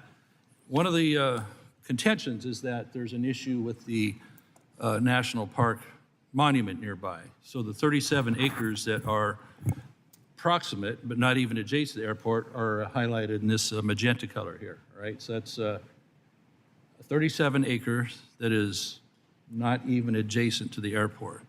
So FAA has been mandating all this time that there should be a fence for safety around there to keep people from wandering in, or deer or elk, maybe livestock, what have you, which is a good idea. But there's been just one holdup after another to getting this job done. So, Mr. Heibeck, I just want to ask you straight up, because it's been really aggravating to me, and I've been holding my tongue for a long time, allowing some sort of process as it is to work. Is this an acceptable timeline for something the FAA is mandating of the locals there for a very important facility for agriculture and the dusting, the crop dusting aspects of that, as well as other municipal airport needs? Yes, thank you for your question, Congressman. To answer directly, no, it is not acceptable. In my experience with environmental reviews and Section 106 consultation processes, it's been my experience that sometimes we wait far too long before elevating issues to be resolved when there's disagreement amongst the parties. And I think some of that comes into play here. What does elevating issues mean? Elevating issues means that if you can't come to an agreement with a consulting party in the process or with another agency in the environmental review, that you would elevate it up to another higher level. And I say that, sir, because I am acutely aware of this issue. I am tracking it, and as of this morning, I understand that we have an agreement with on the MOA with the county. I also understand that there's a agreement on the visitation plan, and that all the language has been worked out there. And now we have the So do you monitoring. stand behind that? Because if I ask MoDOT County about this, is the agreement in place? They'll say, yes, we've worked with them and it is in place. Will I get that agreement- answer from MoDOT County? The agreement is not yet in place. The agreement has now, once we have the second piece of it, the monitoring plan to monitor for when they're, to monitor, they will, those pieces will need to go back to You the mean state. monitoring while the fence is being installed, looking for stuff in the No, ground? I think it's monitoring of the visitors coming on to the airport, sir. So the MOA contains two appendices. That second appendices for the monitoring plan needs to, my understanding is the county will have some requests to edits back to us by Friday. After that, I expect next week the entire MOA with the appendices will move to the State Historic Preservation Office for review. Well, I can point to much of the delay came from these so-called consensus building meetings run by a group called the Udall Foundation. They were seeking funding a couple of years ago in one of my other committees that they forced MoDOT County to go through at tremendous cost to the taxpayer all these meetings and meetings to build some kind of consensus. The consensus never happened. Lawsuits were still filed by a group that thinks that they need to take the airport out and turn it back into the internment camp that it was during the war. So the interesting thing is that the 37 acres that's set aside as a park right here has had nothing done to it as a park. It's got a couple ruins on it, and the whole rest of the field area has nothing in it. There used to be those internment camp huts there. After the war, many of those were purchased by locals, and the locals used them as homes. So we're talking about an issue that is really a manufactured one by outsiders agitating from getting a blankety-blank fence built for 12 plus years. I mean, isn't that kind of embarrassing after a point, sir? I do understand your frustration, Congressman. No, but is it embarrassing to you all? It certainly, I think we could do better, and that's what I was referring to when I said about elevating this issue. It would have been, in my view, better to elevate it sooner to get this resolved. Okay, so since we're elevated now, what kind of timeline are we looking at to work out the monitoring, the access? You know, people, you know, I don't know what there is to visit out there. It's a runway and an open field with a broken down fence from the past. There's nothing to see there. But that all said, you know, and what, you know, I would love to is if they did want to turn this park into something that could be visited and refurbish it into something that would be a replica of a you know, a sorry past that was there, I'd be all for that on the 37 acres. Nobody has moved forward to do that. National Parks hasn't, the monument people haven't, and the people interested in that haven't. Let's look at the next slide. Thank you. Okay, so we have here, The gentleman's time. this is the perimeter fence that needs to be done, and so let's get it done, please, okay? It You doesn't have my commitment arc to see this at all, through, sir. at all. Thank You you. have my commitment. The gentleman's time has expired. Mr. Carbajal, you're recognized for 5 minutes. Thank you, Mr. Chair, and welcome to all the witnesses. You guys have a tough job and very sensitive and important job, and that's why you're being grilled today. So really appreciate your work. My understanding is that the air traffic controllers were spared from DOJ's indiscriminate purge of FAA employees. However, in meetings with my constituents, they have informed me that other key safety roles within the FAA's air traffic organization, ATO, were terminated, which has negatively impacted their job. Mr. McIntosh, can you discuss the logic and impact of the mass firings in the FAA by DOJ? I'm sorry, Congressman, I'm trying to understand your question. Can you repeat it? Aside from air traffic controllers, there were many others in the FAA that were terminated by DOJ in various positions. What was the impact and the logic that you are aware of those firings? Honestly, Congressman, I'm not aware of employees fired by DOJ in the air You traffic. gotta be kidding me. No, sir. I'm appalled that you would respond in such a way when there is evidence and record that so many were let go. Not controllers, but so many supportive staff. I understand, sir. I'm not trying to be standoffish with you. I'm not aware of anyone terminated or fired by DOJ. Okay. Well, I'd like you to go back and look at that, and if you find that there is contrary information to that knowledge you have, that you get back to me. Yes, sir, of course. Mr. Heibeck, an issue I hear consistently from my constituents deals with airport and spacecraft noise pollution. As members of this committee, we work towards solutions. Can you provide an update on the implementation of Section 786, which requires the FAA to update its noise standards? Yes, so that section requires us to update our Part 150 regulations regarding noise compatibility. We are in the process of updating them for changes in other regulations and laws that are referenced in there. A piece of what will be required is results from the ongoing noise study that we'll need to finalize or update. So I don't think we're going to make the timeline to update that because this is an ongoing study. It's been going on for some time with significant input through the comment period. I think we did 2 notices and comment and received over 8,000 comments to look at regarding our... What is the new timeline? I don't have a specific when that'll wrap up. Any general part timeline? As part of the reauthorization, and another piece was also added to that, and that's the Airport Noise Advisory Committee that we're required to establish. That charter has been, or is being finalized, sorry, and then we will solicit members for all of that. A culmination of all the information that comes in from there. So I don't know how long it's going to take for the committee to do its work either, so I don't have I'd appreciate you getting back to me as to an estimated timeline. Absolutely. Thank you. Ms. Baker, aviation products and operators compete in a global marketplace, but safety is a shared mutual goal of aviation authorities, manufacturers, operators, and the traveling public. The recent FAA reauthorization included provisions aimed at bolstering the FAA's engagement in the international marketplace with the goal of better utilizing safety resources and facilitating market access for the U.S. aviation products. Can you provide an update as to where the agency is implementing these provisions? And can you also discuss how efforts to enhance FAA's international engagement and how to better leverage bilateral safety agreements will benefit safety and aviation growth? Thank you for the question.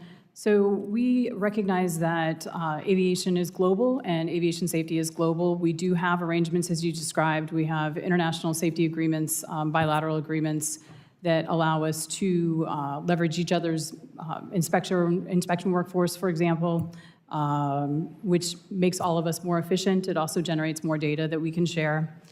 We have validation agreements, so we don't have to go through a full certification project of an aircraft that has been certified already by the home authority.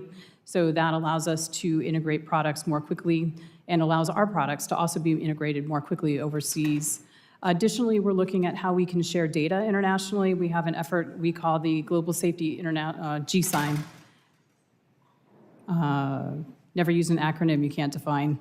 But the concept of GSIM is that other foreign civil aviation authorities are also gathering data on aviation operations within their country, whether it's their local operations or it's operations of U.S. operators coming into those countries, and how can we link those data sources together so collectively we can get a fuller picture of what's happening worldwide.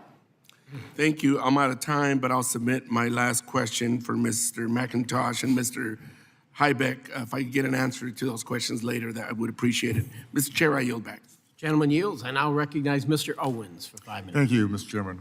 The FAA Reauthorization Act of 2024 is a strong bipartisan step forward, one that demonstrated that Congress can accomplish what can accomplish when we work together to improve American aviation. A year later, many good parts of the FAA reauthorization are already being felt in many airports, large or small. We're seeing it in my great state of Utah as we continue to expand our Salt Lake City Airport. It's among the nation's newest, most innovative, and fast-growing travel hubs. At the same time, our regional airports continue to be vital links for our rural communities to the economic opportunities, essential services.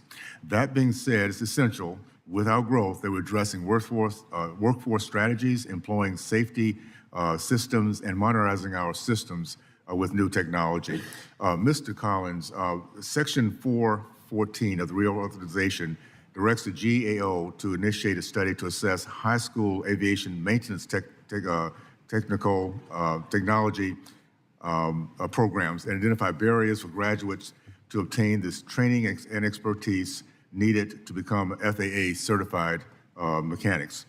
Has the GAO initiated a study yet? That study was initiated last month. It has been? Yes, we just started work. Okay, has it, when is it expected to be completed? They're just now scoping out that engagement, so I can't give you an anticipated issuance date, but happy to get back to you as they progress in their work. Are there any updates you can share right now with the committee regarding this? It's just in its initial stages. Okay, all right, sounds good. Mr. McIntosh, the Section 415 of the Reauthorization provides for improved access to air traffic control simulation trainings, specifically the tower simulator studies, while maintaining high training standards. How far along is the FAA in acquiring, deploying, and implementing these simulation systems at our towers now? Thank you for the question, and I'm happy to provide an update on this. Tower simulation systems are something that is vital for our success. As we train more air traffic controllers, these tower simulations give us high-fidelity problems to give us realistic scenarios, and we thank everyone in the room for the funding to allow us to do this. In regards to where we are now, we have 56 tower simulators that have been put into our FAA facilities, and most recently Newark. And the responses we've gotten from the controllers and the management team is that it's fantastic. It's high fidelity.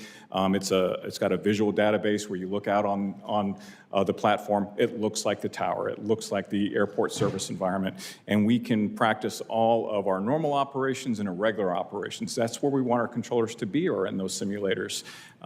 As a former controller, these things offered me so much time to learn irregular operations.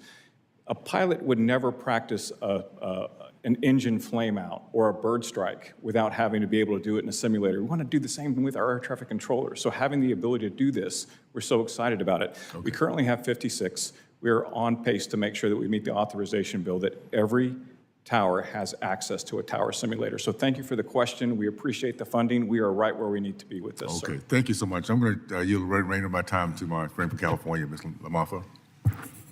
Thank you, Mr. Owens. Greatly appreciate your graciousness there.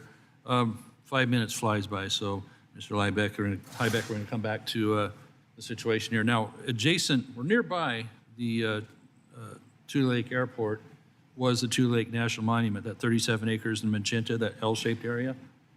They managed to build a fence practically overnight. See that fence right here around that open, empty field, basically? That's what they managed to do in no time. Yet, the Section 106 process that the airport is being put through over a long time with a lot of people at the table has taken the 12 years, 132 days that I'm talking about, basically, to get there. So, and then on the next one, let's see those, these are some of the things that are left behind.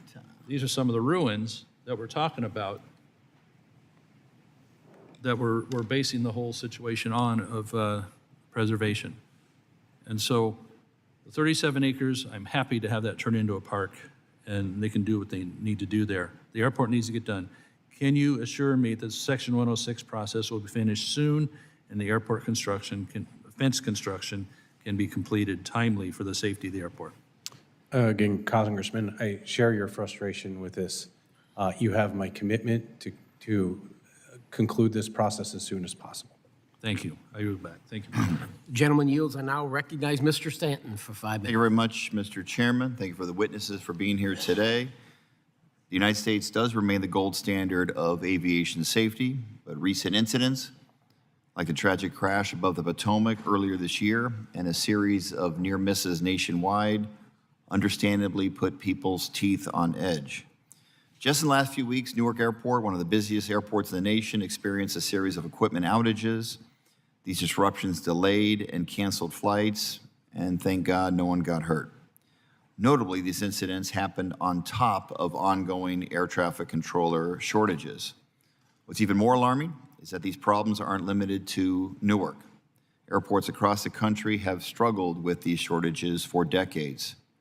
And look, I'm not going to agree with this administration very often, but Secretary Duffy's new plan to strengthen our air traffic control infrastructure deserves our serious bipartisan consideration, because on this most critical issue, we have to work together, and I'm confident we will. Last year, this committee came together, Republicans and Democrats, to pass a strong FAA reauthorization bill. I was proud to help get it across the finish line. And we gave the FAA clear marching orders: hire more air traffic controllers, modernize outdated technology, replace systems that are unsafe or unstable. That work is underway, but the FAA needs to move faster to implement this bill. It was a big deal to get this major legislation across the finish line. In the meantime, we in Congress, we can do more. Just last week, I was proud to introduce the Air Traffic Control Workforce Development Act with my Republican colleague, Congressman Begich of Alaska. Our bipartisan bill directly tackles the controller shortage by training new recruits and keeping experienced controllers on the job, including providing more support for mental health challenges.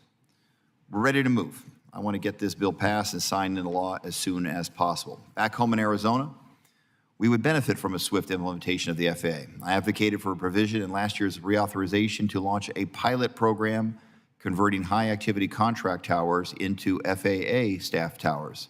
That program is now law, and Phoenix Mesa Gateway Airport is a perfect candidate to lead the way. We didn't leave this open-ended. We gave FAA a clear deadline, 18 months, to get the pilot program off the ground. When Administrator Whitaker testified here last September, he said the agency was on track to meet that timeline. Mr. McIntosh, is that still true? Where does implementation stand? And will the FAA hold listening sessions or public meetings so local communities can weigh in? First, I'd like to thank you for calling us the gold standard. That is something that we take seriously and to heart every single day. Every single controller and manager and technician wear that on their sleeve. And I really appreciate you saying that. To answer your question, as far as reauthorization, yes, sir. The pilot program is not just well underway, it's speeding down the road. And we have stood the pilot program up, and we have identified six qualifying towers that meet the requirements of operations and employments. One of them being Phoenix Mesa Gateway, and Chandler, Arizona is the other one. We have 2 in Arizona, 2 in Hawaii, 1 in Florida, and 1 in Montana. And we are where we need to be. I will also be honest with you, I do think we'll need future appropriations to actually move that, but we have the qualifying list, and I'd be happy to share that with you, sir. Thank you very much, and I look forward to working with you on the appropriations request. Let's talk about Phoenix Sky Harbor Airport, one of the busiest airports in the country. They've announced plans to build a new terminal to meet demand, but the FAA is saying that it'll take 6 years just to get through the review process. Mr. Heibeck, 6 years is not acceptable. What can the FAA do to shorten that timeline and move this critical project forward? Thank you for your question. I'm not aware of anybody that should be saying it would take 6 years. NEPA legislation sets the standard for environmental impact statements, so even if it were that, it would be more like 2 years on an environmental impact statement. So I'd like to look a little bit into that for you and circle back with your staff or you. 2 years sounds a lot better than 6 years. Thank you. That's what's in the law, sir. Thank you very much. I yield back. Gentleman yields. I now recognize Mr. Westerman for 5 minutes. Thank you, Mr. Chair, and thank you to the witnesses for being here today. I think we can all agree that the primary goal of the FAA is safety, and I want to talk about an issue that I've worked on for a couple of years, which poses a safety threat to my constituents who are flying in and out of the Mena Municipal Airport. That's an airport that was made famous by the Tom Cruise movie American Made. Section 612 of the FAA reauthorization passed last Congress and directed the FAA to brief this committee on the radio communications coverage within the airspace surrounding the Mena Airport.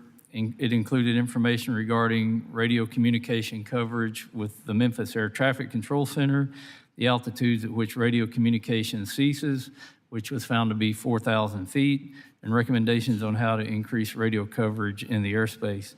First off, I am grateful for the FAA in meeting their requirement and providing this information to the committee in my office, but now we need to focus or shift our focus on the implementation of a solution that ensures safety. The FAA recommended 2 potential solutions to achieve radio coverage below 4,000 feet. The first is to, quote, directly connect to an FAA voice communication switch via a telecommunications service. As I understand that, that's what they're doing now. The pilot gets on his cell phone and calls Memphis Center. Is that correct? And I got to be honest with you, I don't know exactly what the technical specifications are, but as soon as you said VCS and that's a voice switch, it is a current setup. So, to give you a better briefing, I'd actually like to circle back and make sure you're getting what you want, because we're starting to get into that technical round where I want to make sure that you get the right information so we can provide the right mitigation to what you're looking for. yeah, now that's what the pilots do now. They get on the cell phone and call the Memphis Tower. So the other recommendation is to establish a radio communications facility, an RCF, at the Mena Airport. And I'm not sure what that is, but I'll open it up to the panel. If you could tell me a little bit about how these facilities work, what a timeline is for establishing an RCF, if you believe it would solve the problems in Mena, and also would it be part of the air traffic control upgrades or come from existing resources? We've included some upgrades for air traffic control in the reconciliation bill, so anything you can tell me on that? What I can tell you is that, so I don't have spectrum analysis to understand what the coverage requirements are for that mountainous terrain that you're speaking to. But at the heart of the matter, it does talk directly to the need for better infrastructure, and that's what Secretary Duffy was speaking to earlier when he was in Philadelphia, and also when he talked about Project Lift. We need to make sure that we have the most advanced capabilities to ensure that controllers can talk to pilots and pilots can talk to controllers, and that we can see aircraft when we're supposed to see them. And we're exploring all sorts of technologies. I think the best thing we can do is have a conversation with my technical operations team and get you the direct answer. But the direct answer is more improvements in our infrastructure to have the reliability and the performance-based navigation that we need. Anybody else like to add to that? Ms. Baker? I do not.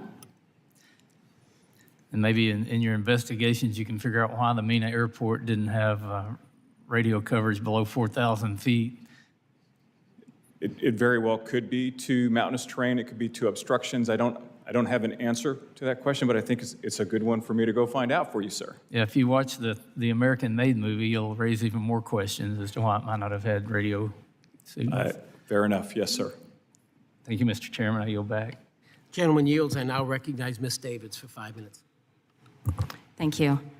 And also, thank you to, of course, our Chairman Graves and Ranking Member Larson for holding this hearing today. And I do want to especially thank our witnesses for being here. Thank you for your service and for the work that you're doing.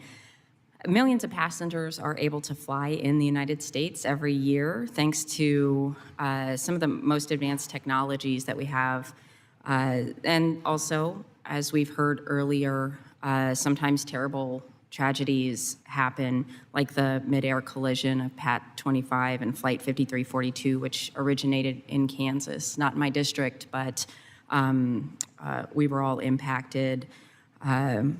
So I would say that in the United States, overall, we absolutely enjoy an exceedingly safe national airspace, as Mr. Stanton said, the gold standard. So many of us do it without a second thought, but we all know, especially in this committee, that that safety isn't free. From fully implementing next gen and upgrading our air traffic control systems to training and retaining the folks like our aviation safety specialists, air traffic controllers. I would say everyone within the FAA has a mission of safety, but we do need to continue to invest time and resources to ensure that we're protecting the flying public.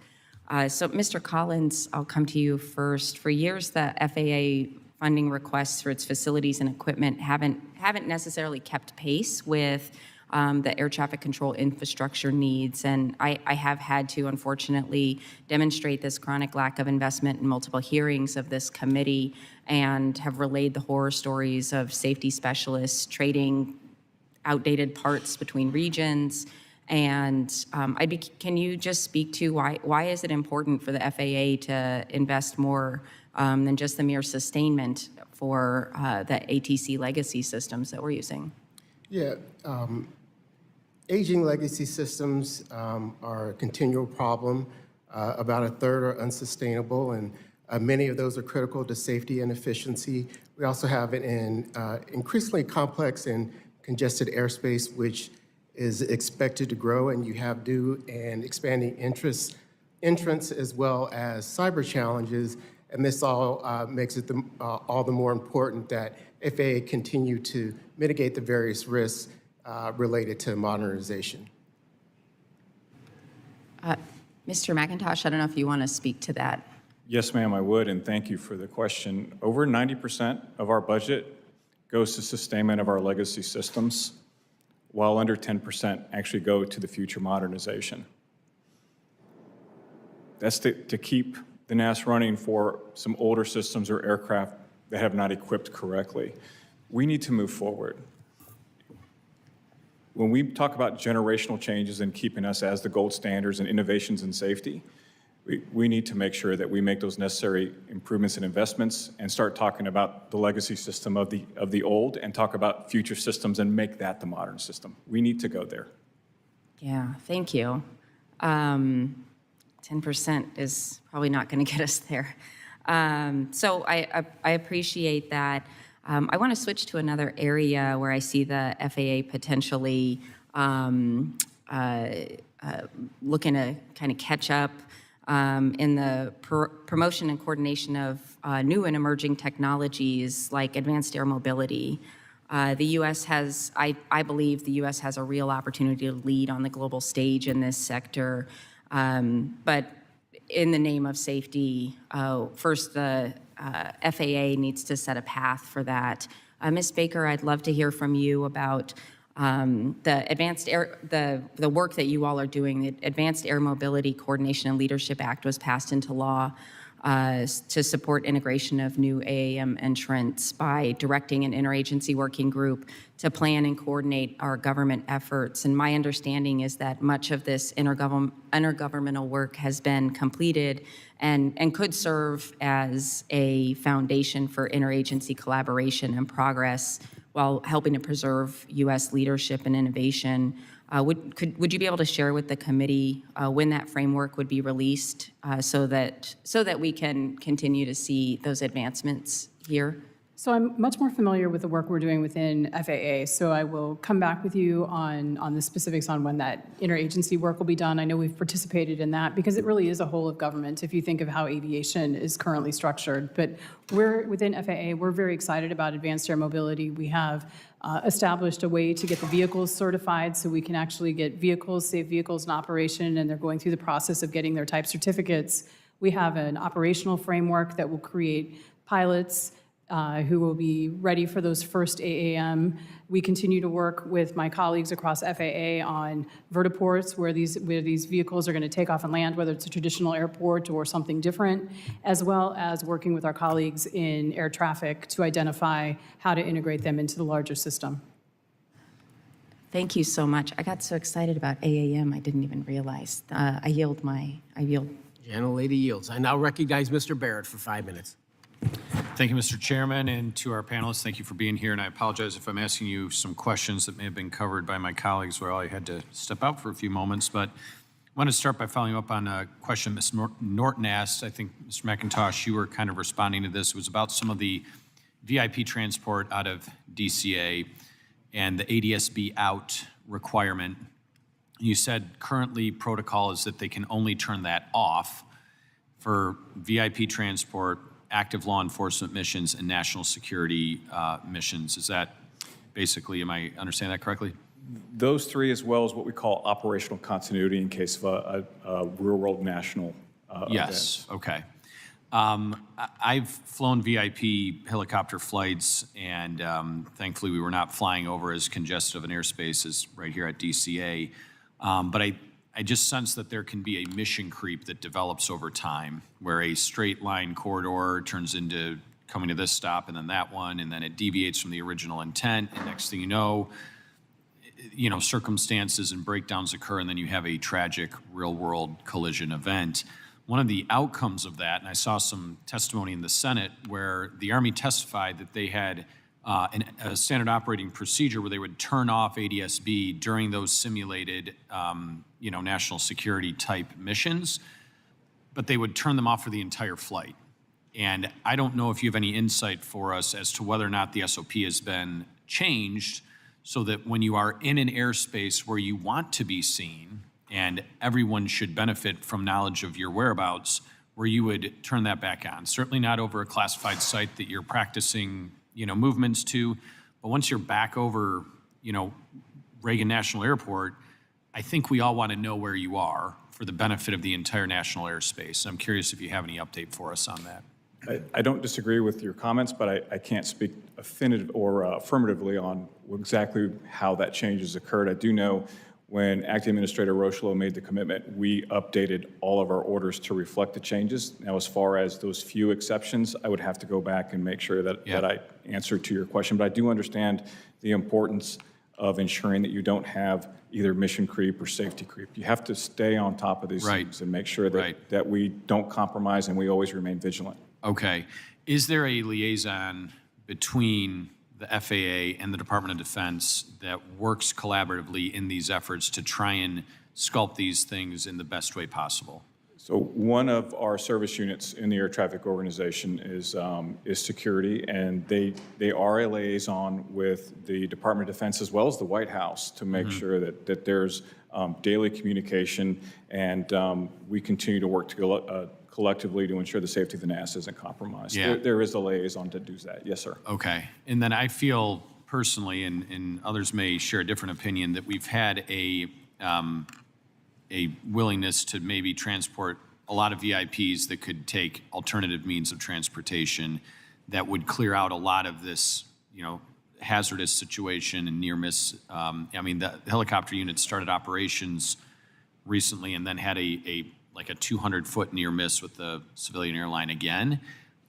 It causes a whole lot of concern and consideration that if we're doing this, if we're implementing a level of risk, and everything has a level of risk to it, but if we're doing that for convenience sake instead of necessity's sake, we've got to have a better way of determining that. So thank you for the follow-up, because I do want to clarify. When I say VIP movement, it is not for personnel transfer or for that at all. As far as if we're speaking about 5-star generals or 4-star generals, they are not VIP. Okay.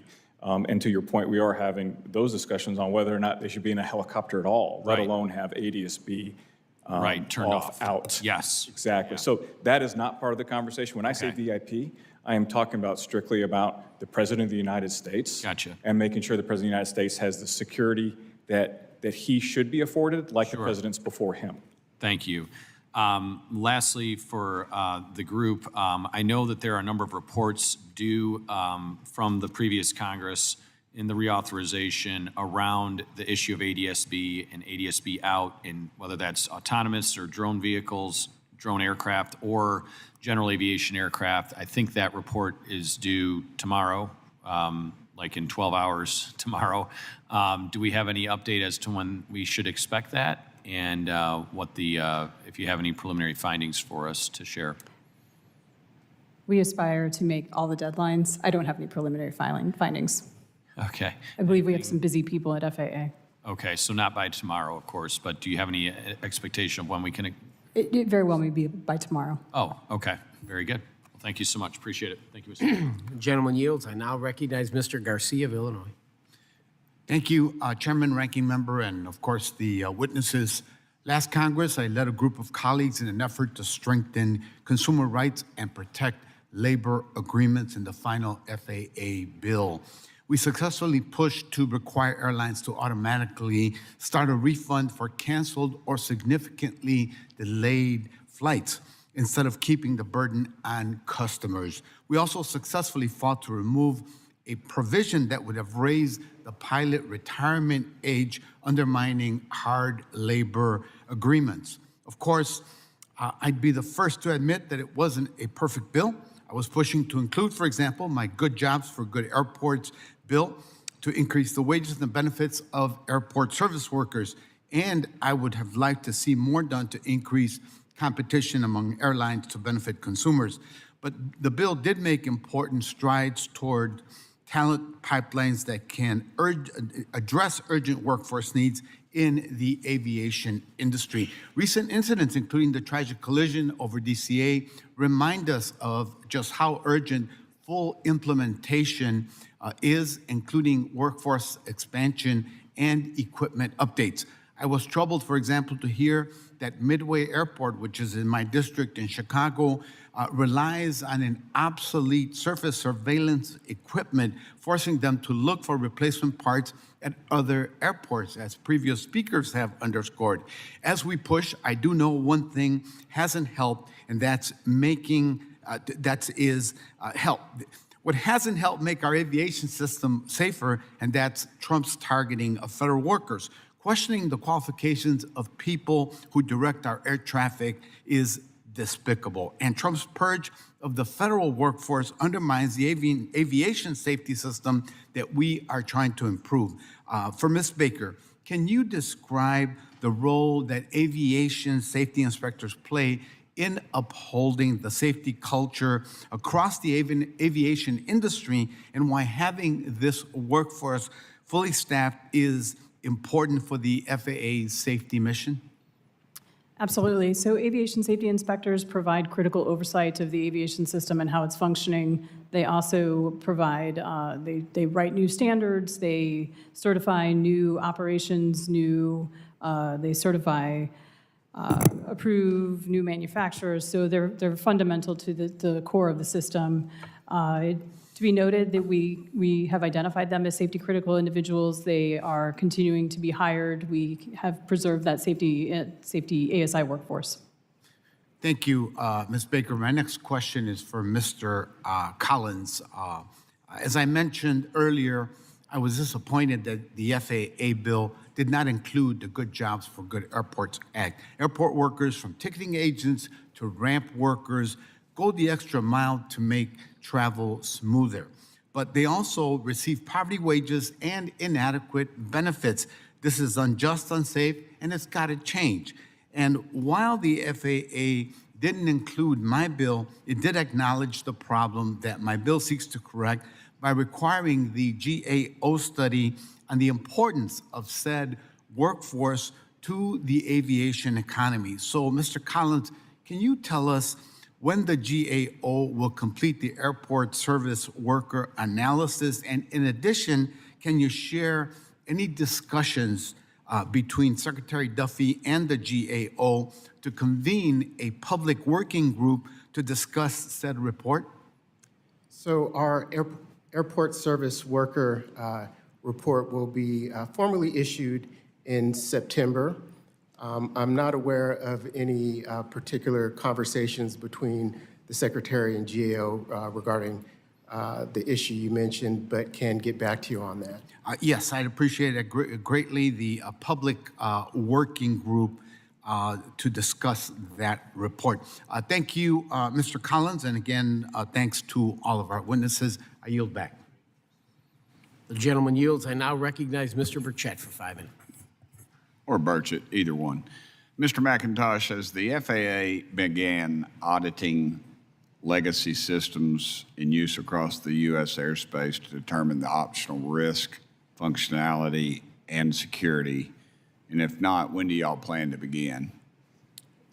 I'm sorry, sir, can you repeat that one more time? I want to make sure I totally understand your question. As the FAA began auditing legacy systems in use across U.S. airspace to determine operational risk, functionality, and security.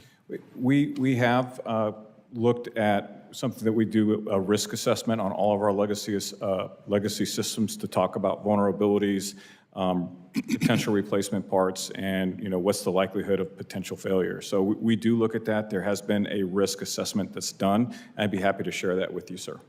I would like to have that if you did. Can you go over some of the new technology that's being implemented for air traffic control systems?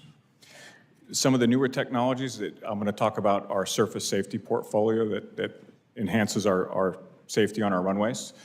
Surface Awareness Initiative is a new technology that we're deploying at our towers. It uses the new ADS-B technology, and it gives controllers the ability to see surface movement that they would not have seen before. Another thing that we've deployed, sir, is something we call a runway incursion device, RIDS. What that does is it allows controllers to use it as a memory aid. So if we have a closed runway or a closed taxiway due to construction or something along that line, or if we put an aircraft into a position that we call line up and wait. We put an aircraft on an active runway because we're waiting for either a previous departure to come off or another inbound to come across another runway. We'll activate this, and it gives an oral and visual alarm to controller if it's been on a runway for a specific period of time. And the third thing that we've deployed recently is something called ARV, which is our approach runway verification. This is another oral and audible alarm that gives controllers if an aircraft is lined up to a wrong runway or actually lined up to a taxiway. If you put these three technologies on top of one another, it forms 3 layers of safety. And the first level of safety and the last level of safety is a well-staffed tower, by the way. So if you have a well-staffed tower and you have these layers of technology, that greatly enhances what we're doing in our tower environment, sir. Would any of this qualify under air traffic control simulation training? No, sir. That would be our tower simulation, our tower simulators, and we have actively deployed 56 of those so far. Those are high-fidelity simulators where a controller will go and they'll go in the simulator, and it does exactly what it says. It simulates a tower environment. When they look out in the simulator, it looks exactly like it would appear looking out their own tower. And we do scenarios, and basically that helps us certify our controllers, train our controllers, and we've even seen remarkable improvements with this new TSS system. We're actually seeing improvements or certification times come down by 27%. And I'm not saying that we're sacrificing anything in that. What I'm saying is the training is so much better, the certification times are coming down. You said that they're in 50, We've got 56 that have been deployed thus far. The last one that just came out was in Newark Airport, and we are on pace, I believe, to have 95 deployed by the end of the year. Reauthorization requires us to have them in place or actually accessible to every tower in the country, and we are going to meet that deadline, sir. How many more would you need to do that? How many more are going to be needed? I don't have the number, but I do know. That's all right. I do know we're going to meet the deadline. I'm not trying to trip you up. That's just out of my, I'm not sharp enough to try to trip anybody up here. So I was asking that on face value. Maybe you can get that to me. Yes, sir. What's the funding mechanism for these simulators? We were through reauthorization. We've received funding for that or appropriations. Was there enough funding in there for that, or is that, I mean, I don't know you're if at the federal government, you're going to say, oh, yeah, go out and print some more money, Burchett. And we'll say, oh, okay, sure. I believe we are funded to deploy all of the tower simulators, or actually to ensure that everyone has access to the tower simulators. But I will circle up with you to make sure that I'm giving you a fact. Let me give you one quick question. I'm about to run out of time. This is one of my favorites. Have you experienced any regulatory barriers when implementing these simulators? Have I seen any barriers from implementation? Yeah, regulatory barriers. Bureaucrats getting in your way. No, sir, not to my knowledge. I've actually appreciated the support that we received. All right, thank you. I'll yield back my remainder 2 seconds, Mr. Chairman. Thank you, sir. Gentleman yields. I now recognize Ms. Strickland for 5 minutes. Thank you, Chairman Graves. I first want to thank the career civil servants, AKA bureaucrats, from the FAA and GAO for their testimony today before this committee, as well as their testimony yesterday before the Senate Committee on Commerce, Science, and Transportation. Before I get to my question, I want to call attention to the conspicuous absence of political appointees at the table before us. As members of this committee know, it is the norm for Senate-confirmed administration officials to appear before the committee for oversight hearings just like this one. This is to ensure accountability to Congress and the communities that we represent. What message does it send when the administration refuses to have its top political appointees testify before this committee, especially given what's happening right now with air traffic and safety, but instead decides to shield itself behind career civil servants?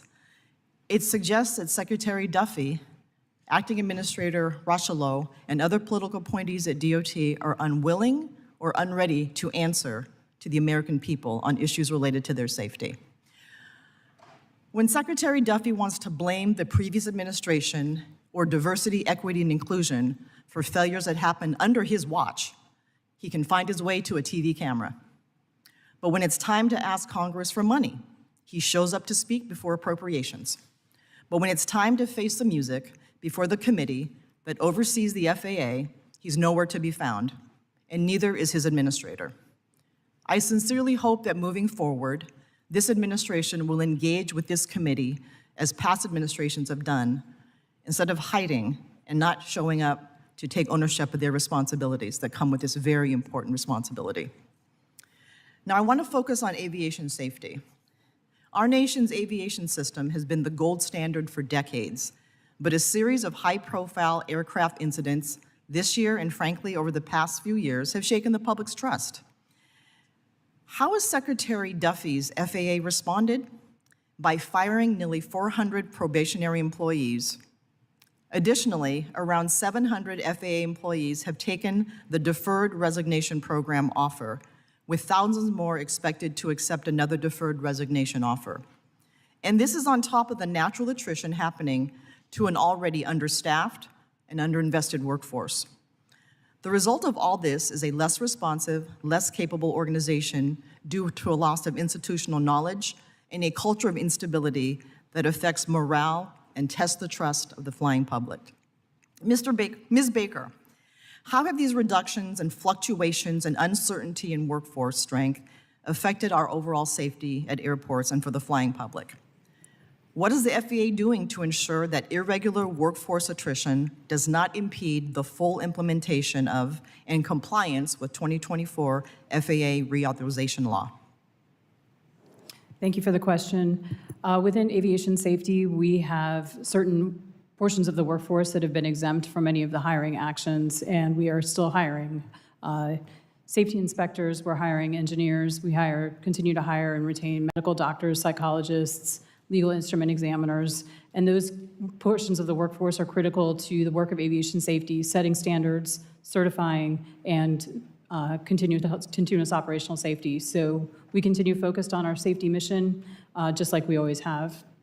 So as someone who is very familiar with this organization, what do you think it does to morale when people are told, oh, you're fired. Oh, wait, we take that back, you're not. How does the uncertainty of your financial security and ability to work and do well affect morale at your agency? I can't speculate about entire morale. What I do know is our workforce is committed to safety. I can talk about myself. I can tell you I remain focused on safety, and I encourage our workforce to continue to do the same. Is it true that at Newark there are some employees who are taking mental health days because of the stress of the job? I'm unaware of that. All right, well, thank you, Ms. Baker. And I want to reiterate that every person at the FAA plays an important part in ensuring aviation safety. Even if you don't have a job classified as safety critical, your work is important and it supports the work in the FAA safety mission. Mr. Chairman, I yield back. Gentlelady yields. I now recognize Mr. Hurd for 5 minutes. Thank you, Mr. Chairman, very much. Mr. McIntosh, I want to ask you about remote towers. I understand that this is technology that's been deployed successfully in other places around the world. The London City Airport is one example, I understand.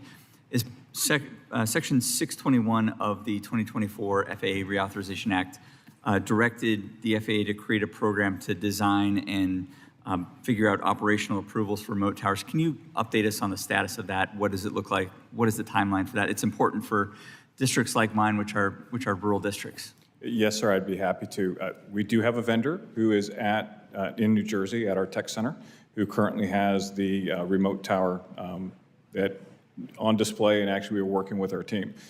They are building the business case and the safety case, and we are in process of coming in behind them to actually validate that safety case and credential it. My understanding that it's progressing very, very well, that it's within timelines, and we're looking forward to having a product that will be available by airports that want to purchase it. When you say safety case, what does that mean? What are the criteria that you use to evaluate the safety of a system like this?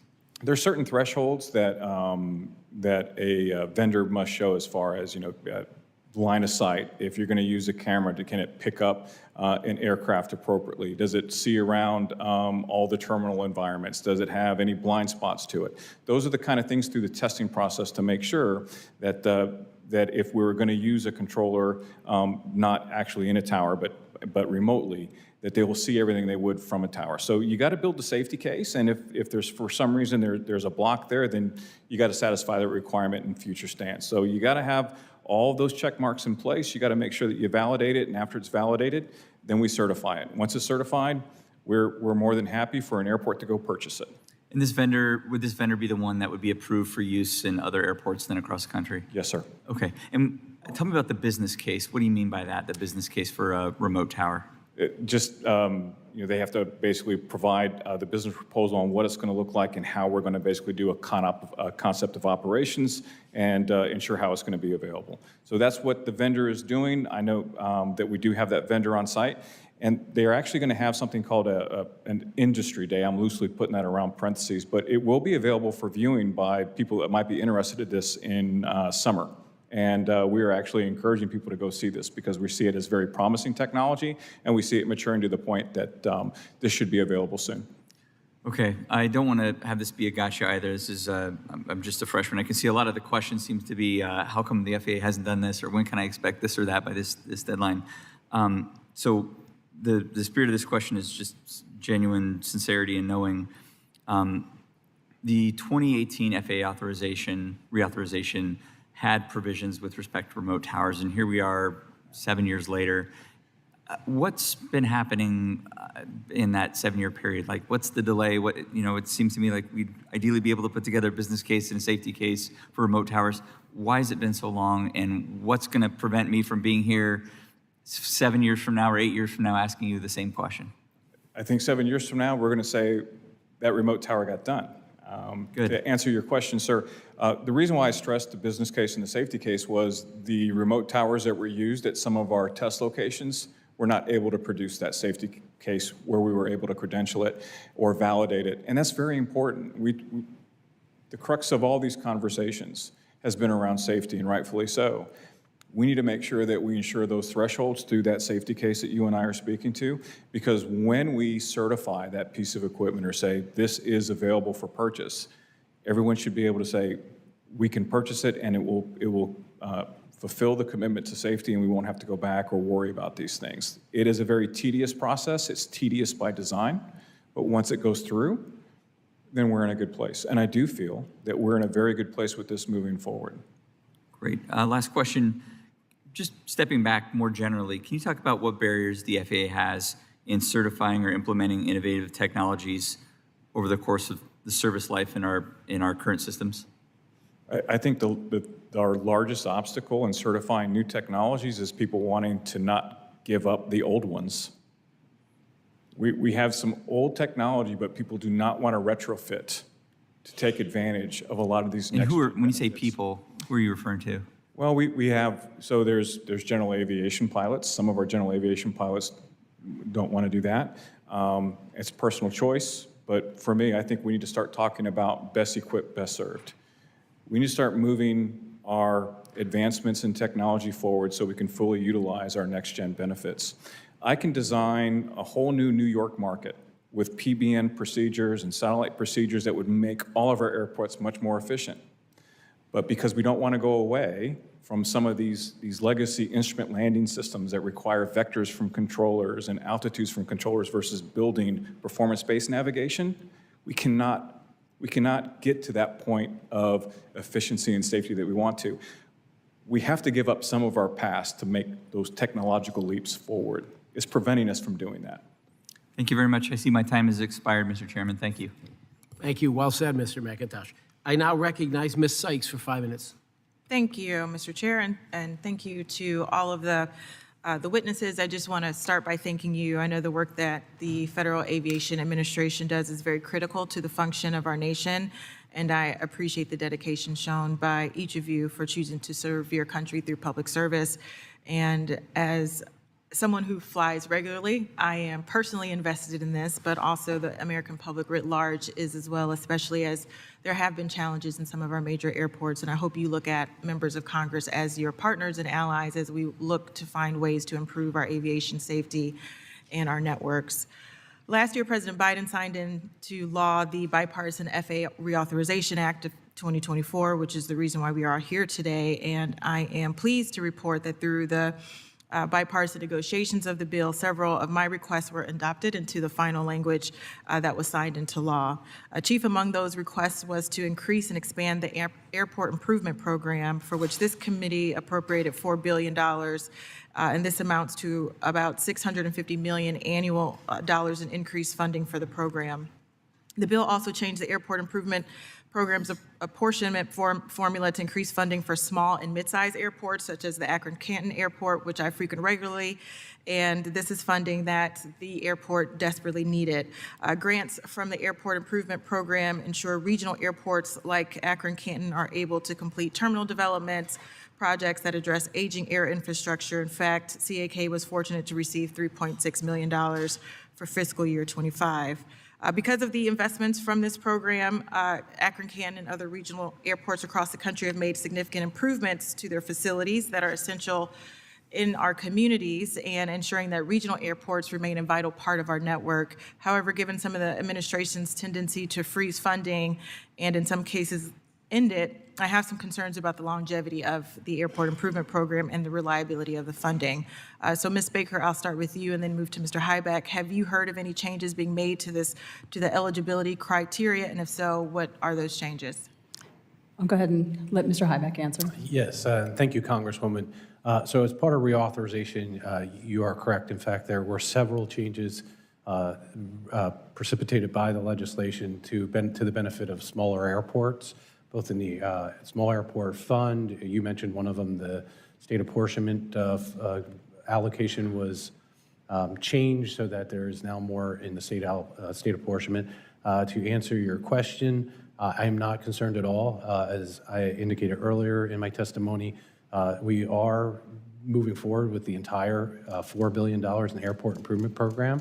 We thank Congress for the increase of $650 million.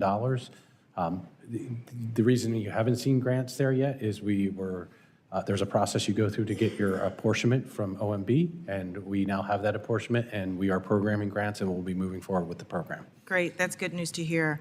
Section 624 directs the FAA to submit a report on the process by which air traffic control towers are chosen for replacement, maintain and publish what needs to be replaced and what has not. Akron-Canton Airport has the distinction of having the oldest air traffic control tower in the nation. The elevator breaks frequently, requiring staff members to take the stairs to the top. It is not ADA compliant, and there's only one entrance and exit to the tower. Akron-Canton Airport Tower is not on the list that is maintained by the FAA. I looked it up as recent as today. It was updated May 15, 2025. With all of those things that I stated, what do you have to do to get a new air traffic control tower if one like the one in my district is in disrepair as it is today? That's a great question, ma'am. I know that we get that asked a lot. We have a lot of towers that are 60 years old, 50 years old, and they're old and they're antiquated. There is a formula that produces a total composite score, and that's how they are prioritized. We take a look at line of sight from a tower. Basically, if you're an air traffic controller, can you see the entire field? We take a look at the age of a tower. We take a look at the overall facility condition of that tower, as well as the total amount of operations. And from that score, it's how it becomes prioritized. We have a list. I'd be more than happy to share the list with you, and hopefully that'll share, where it is on that ranking list. Thank you very much. I only have a couple of seconds. I know that there was some language that required some compliance and a report on employee assault and prevention plan. In the very limited time I have, can anyone provide us an update on that? I have to go back and get the specifics. I believe we have gathered the information, and I believe we've provided a briefing, but we can certainly get back with you on that. Thank you, Ms. Baker. Thank you, Mr. Chair. I yield back. Gentlelady yields, and I recognize Mr. Mann for 5 minutes. Thank you, Mr. Chairman, and thank you all for being here today. I represent the big first district of Kansas, and aviation has a critical, industry in our state. A lot of history. We have roughly 100 general aviation airports in my district, several commercial regional airports, a huge footprint in aviation and aerospace manufacturing. The FAA Reauthorization Act of 2024 included critical provisions to ensure that our aviation industries are able to improve services, bolster our workforce, and promote American innovation. I'm grateful that we now have President Trump leading the way on fixing problems for the past at the FAA, and I know that this administration will waste no time in implementing the provisions set forth in our bill, and so the aviation industry can get to work. Just a few questions. Appreciate what you all do. Ms. Baker, the 2022 reauthorization created a manufacturing development program to complement existing ones focused on pilots and maintenance technicians, which would help recruit, train, and retain workers critical to both safety and industry competitiveness. Can you share with the committee where the agency is in implementation of the manufacturing component of the Workforce Development Program and any efforts to jumpstart this program? Could you repeat the manufacturer, the start? The specific thing is the manufacturing development program. Manufacturing development. Yep. I'm not familiar with that specific program. I'll have to get back with you on that. Again, we are committed to recruiting and training and making opportunities, particularly around the area of aviation workforce grants. We have our fiscal year 24 submissions that have come in. We're working to select out of the fiscal year 24. We're getting ready to do a notice of funding opportunity for fiscal year 25. So that there's going to be workforce grants there. We're also looking at how we can smooth the transition between military mechanics and the civilian workforce. So we're definitely making strides in that area. We can look into the specifics of the program you asked. Okay, and we can get you more specifics on our I appreciate that. Thank you. So, thank you. One of FAA's most successful government industry partnerships, I believe, is the FAA Contract Hire Program, as a previous reference. I was proud to see several of my priorities to strengthen the program and its workforce included in the reauthorization, and look forward to the FAA implementing these provisions to ensure their stability at FCT. A few years ago, the FAA moved administration of the FCT program to the Program Management Organization, PMO. This reorganization separated the FCT program from air traffic services, and I'm concerned that the separation from air traffic control practitioners in an operational perspective has eroded the collaborative spirit that made it work so well for decades. So, quick question, Mr. McIntosh, can you provide me with the rationale as to why the FCT program was moved to PMO from the Air Traffic Services? Yes, sir, I'd be happy to. And hopefully I can give you some idea of the organizational structure to give you a little bit of comfort there. Yeah. So the project, the PMO, it is under the Air Traffic Organization, and then we have an Air Traffic Service Unit. So the Air Traffic Service Unit oversees air traffic controllers, while the PMO oversees the programs. The PMO they have specialties in contracts and the execution of those contracts. So those vice presidents and those deputy vice presidents, they sit in the same room next to one another. It's just we have specialization from the PMO that oversees that contract. But air traffic is there all along the way to make sure that they're giving information on the operational needs of those FCTs. Okay, thank you. That's helpful.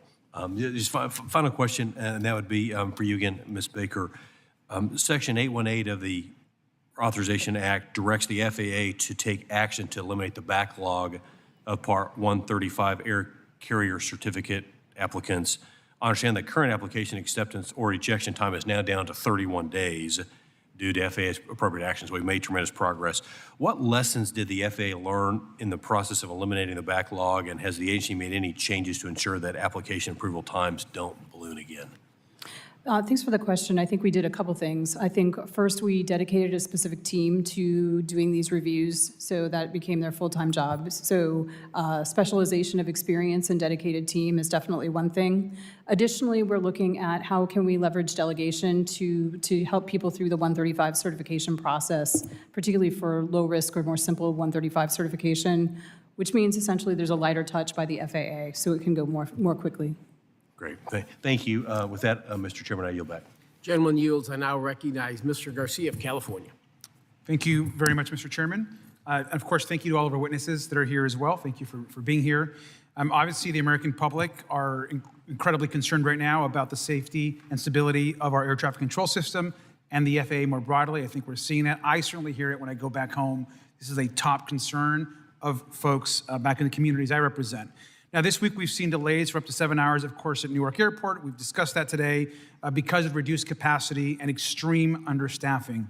In my home airport in Long Beach, California, I've also talked to air traffic controllers. We are short the staffing levels that we need for people to really feel safe. And I also just saw reporting this morning that air traffic controllers in Denver actually lost radio communications for about 6 minutes on Monday. And so just really briefly, Mr. McIntosh, can you confirm if that reporting is actually accurate? Thank you for the question. Some of it we feel is accurate, but I don't think the severity of it was captured correctly.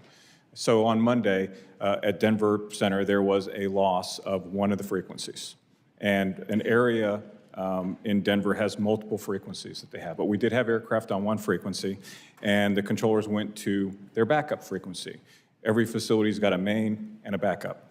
When the backup went down, and it went down for approximately 2 minutes, the controller recovered via the emergency procedures that they have, and I believe it was down for approximately 2 minutes. We also have access to another frequency, which is 121.5. That's the emergency frequency that is all throughout the country. So the controller went to 121.5, which was at their workstation, was able to transmit to the aircraft to come up to a secondary frequency for the aircraft to listen to. It's also important to note that the aircraft at the time of that frequency outage, they were all separated by air traffic procedures and separation standards. There was no loss of separation. I know it said 6 minutes. I think that was over-exaggerated, sir. Okay, well, thank you. I mean, obviously, regardless of the time, anytime there's these outages, which are happening now, of course, more regularly, it's very concerning. And that reporting this morning adds to, I think, the concern of members of this committee. Now, we know that there are staffing and equipment problems at air traffic control. We know that the problems have gone back decades in some cases, but it's still an absolutely shocking system failure, and we need immediate solutions. Now, this committee, of course, did great work last year by passing an FAA reauthorization bill that makes important investments, but there's still much work left to fix the staffing challenges and build up modern infrastructure. And I personally believe that the administration's policies have been inconsistent and incoherent with that work. Of course, they fired FAA employees, which we know has been brought up many times. Of course, Elon Musk and DOJ sent out their deferred resignation offer to government employees. More than 700 people at FAA accepted that offer. And that's even with the admins backtracking and scrambling to keep critical staff. On top of that, experienced leaders across the agency are resigning. You all know this, including the heads of air traffic control and the Commercial Space Office. Then to cap all this off, Secretary Duffy suggested there might even be more layoffs later this month, which is completely unacceptable and crazy. This is not a way to run an agency, especially if we all need to know that huge investments are actually needed in the workforce, technology, and infrastructure. So I'm really glad that you're all here to give your expertise today. For me, I can tell you that my single biggest question is, what's the actual plan from Donald Trump, the president, and Secretary Duffy? There does not seem to be a master plan. Are there going to be more layoffs? What positions are going to be eliminated? What's the funding plan look like? Secretary Duffy has said we're hiring more air traffic controllers, which is great if it happens. We all agree. But we also know that people in the FAA's Aviation Safety Division, Aircraft Certification Office, Flight Standards Office, and the Air Traffic Organization, folks there were fired in this last year, and we know many of them have yet to be rehired. So we're awaiting those changes. Now, we know how important it is to get our systems right and update our radar and telecom systems. It's really concerning, of course, in the aftermath of what's happened here, the crash in DC in January, that we had Elon Musk, a White House employee, using the crisis, in my opinion, to try to make himself even richer. Now, he tweeted multiple times about having his own company take over a multi-billion-dollar Verizon contract. Mr. Collins, I know the Inspector General's office is looking into this as well, but I have to ask, since January, has the FAA awarded any contracts to any of Mr. Musk's companies? I'd have to get back to you on that. Yeah, we would definitely like to know that. And do you know if there's any plans to give new contracts to SpaceX or Starlink? Our understanding is that there is a contract with Starlink. But Do you know again, how I'll much get back that to you do you know the worth of that contract? I'll need to get back to you on this. We'd love to know that. And I'm going to wrap up. And Mr. Collins, can you think of other examples when the FAA is contracted with companies owned by administration officials who are also helping make staffing and personnel decisions at your agency? We are unaware of such circumstances. Thank you for that. I appreciate the honesty. With that, Mr. Chairman, I yield back. Gentleman's time expired. Mr. Collins, you're recognized for 5 minutes. Thank you, Mr. Chairman. Mrs. Baker, 23-year career with the FAA. Thank you. Congratulations. I wanted to when I saw you, I had these two questions in mind that I wanted to go over with you, if you don't mind. And I've only been up here, this is my second term, but I have been meeting continuously with the aviation industry and that community. And I want to go over one of the most common challenges that I continuously hear, and that is the burdensome and slow certification process as compared to our foreign regulators, such as, and I don't know if EASA, is that how you pronounce that? You got it. Yeah. As a matter of fact, I've been told that at an American company, if you want to get it done faster, you just register as a foreign in one of the European countries, get it certified over there, and then the U.S. will pretty much just write it off and certify it automatically. But if you stay here, it takes exponentially longer. So what is the FAA doing to minimize these redundancies in the aircraft certification process? And how is the agency improving procedures for these reciprocal approvals? Thanks for the question, and thanks for recognition of 25 years at FAA. Oh, I'm sorry. I cut you by 2.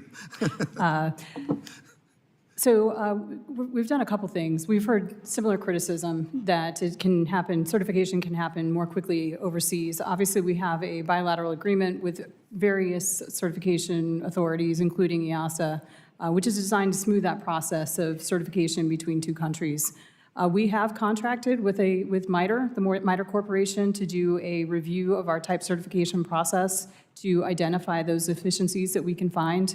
Additionally, we are working to train our engineers. We have a skills enhancement program that we have incorporated to allow our engineers to essentially learn from the industry and learn more about the products.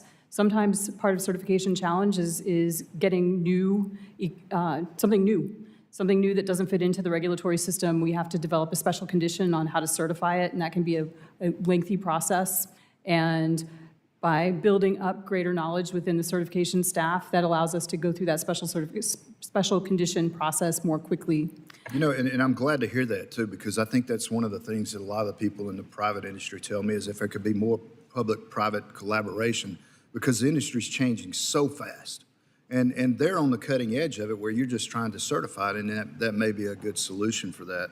Also, I want to go over something else. I don't know if you're aware, I'm sure you are, but I offered an amendment to the FAA Reauthorization Bill directing the agency to study the certification and airspace integration of hypersonic passenger aircraft so that we can get ahead of the curve and stay in front of China and ensure that the FAA is ready when this new technology gets off the ground.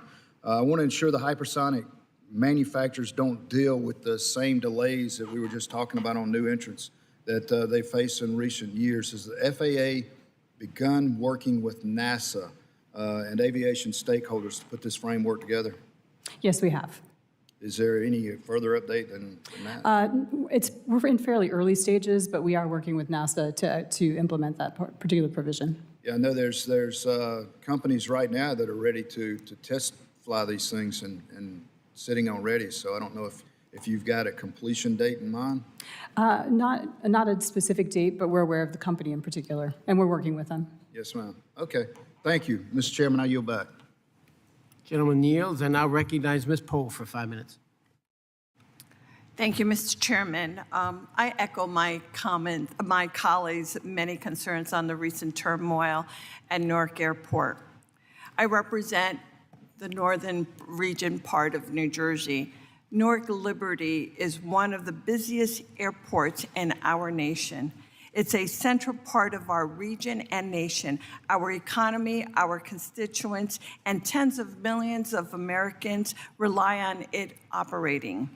Newark is also a major economic engine in our region, supporting tens of thousands of jobs and connecting New Jerseyans with the world. The repeated failures are completely unacceptable. They have led to thousands of delayed and canceled flights.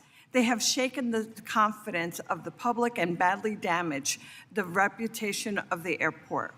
I am truly disappointed that the acting administrator, Rushlow, is not with us today, just as I'm disappointed that the president has yet to nominate a permanent FAA administrator after forcing the last one out. At all times, but especially at this moment, we need strong, reliable, and forward-looking leadership at the FAA. To that end, last week, I led a letter with ranking members Larson and Cohen to the acting FAA chief seeking answers by May 20th, and we certainly expect to get them.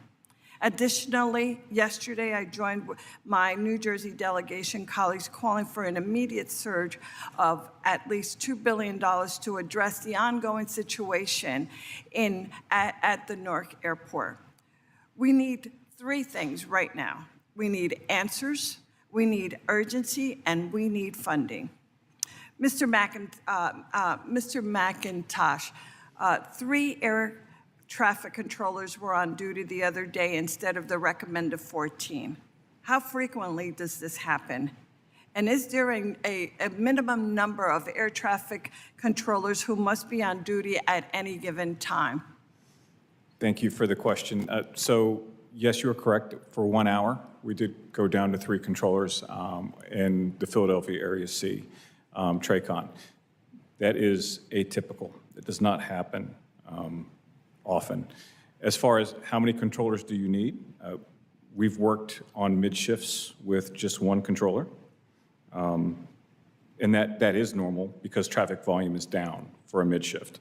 And we have 2 controllers to basically give each other a break. One that will come in and they'll rotate coming through. For a swing shift, that is very, very unusual, ma'am. But that's based, we had some staffing losses the day of the shift unexpectedly. So the FAA did what the FAA always does when we have a short-staffed facility or an extremely short-staffed area, which we had the night of that you're speaking to.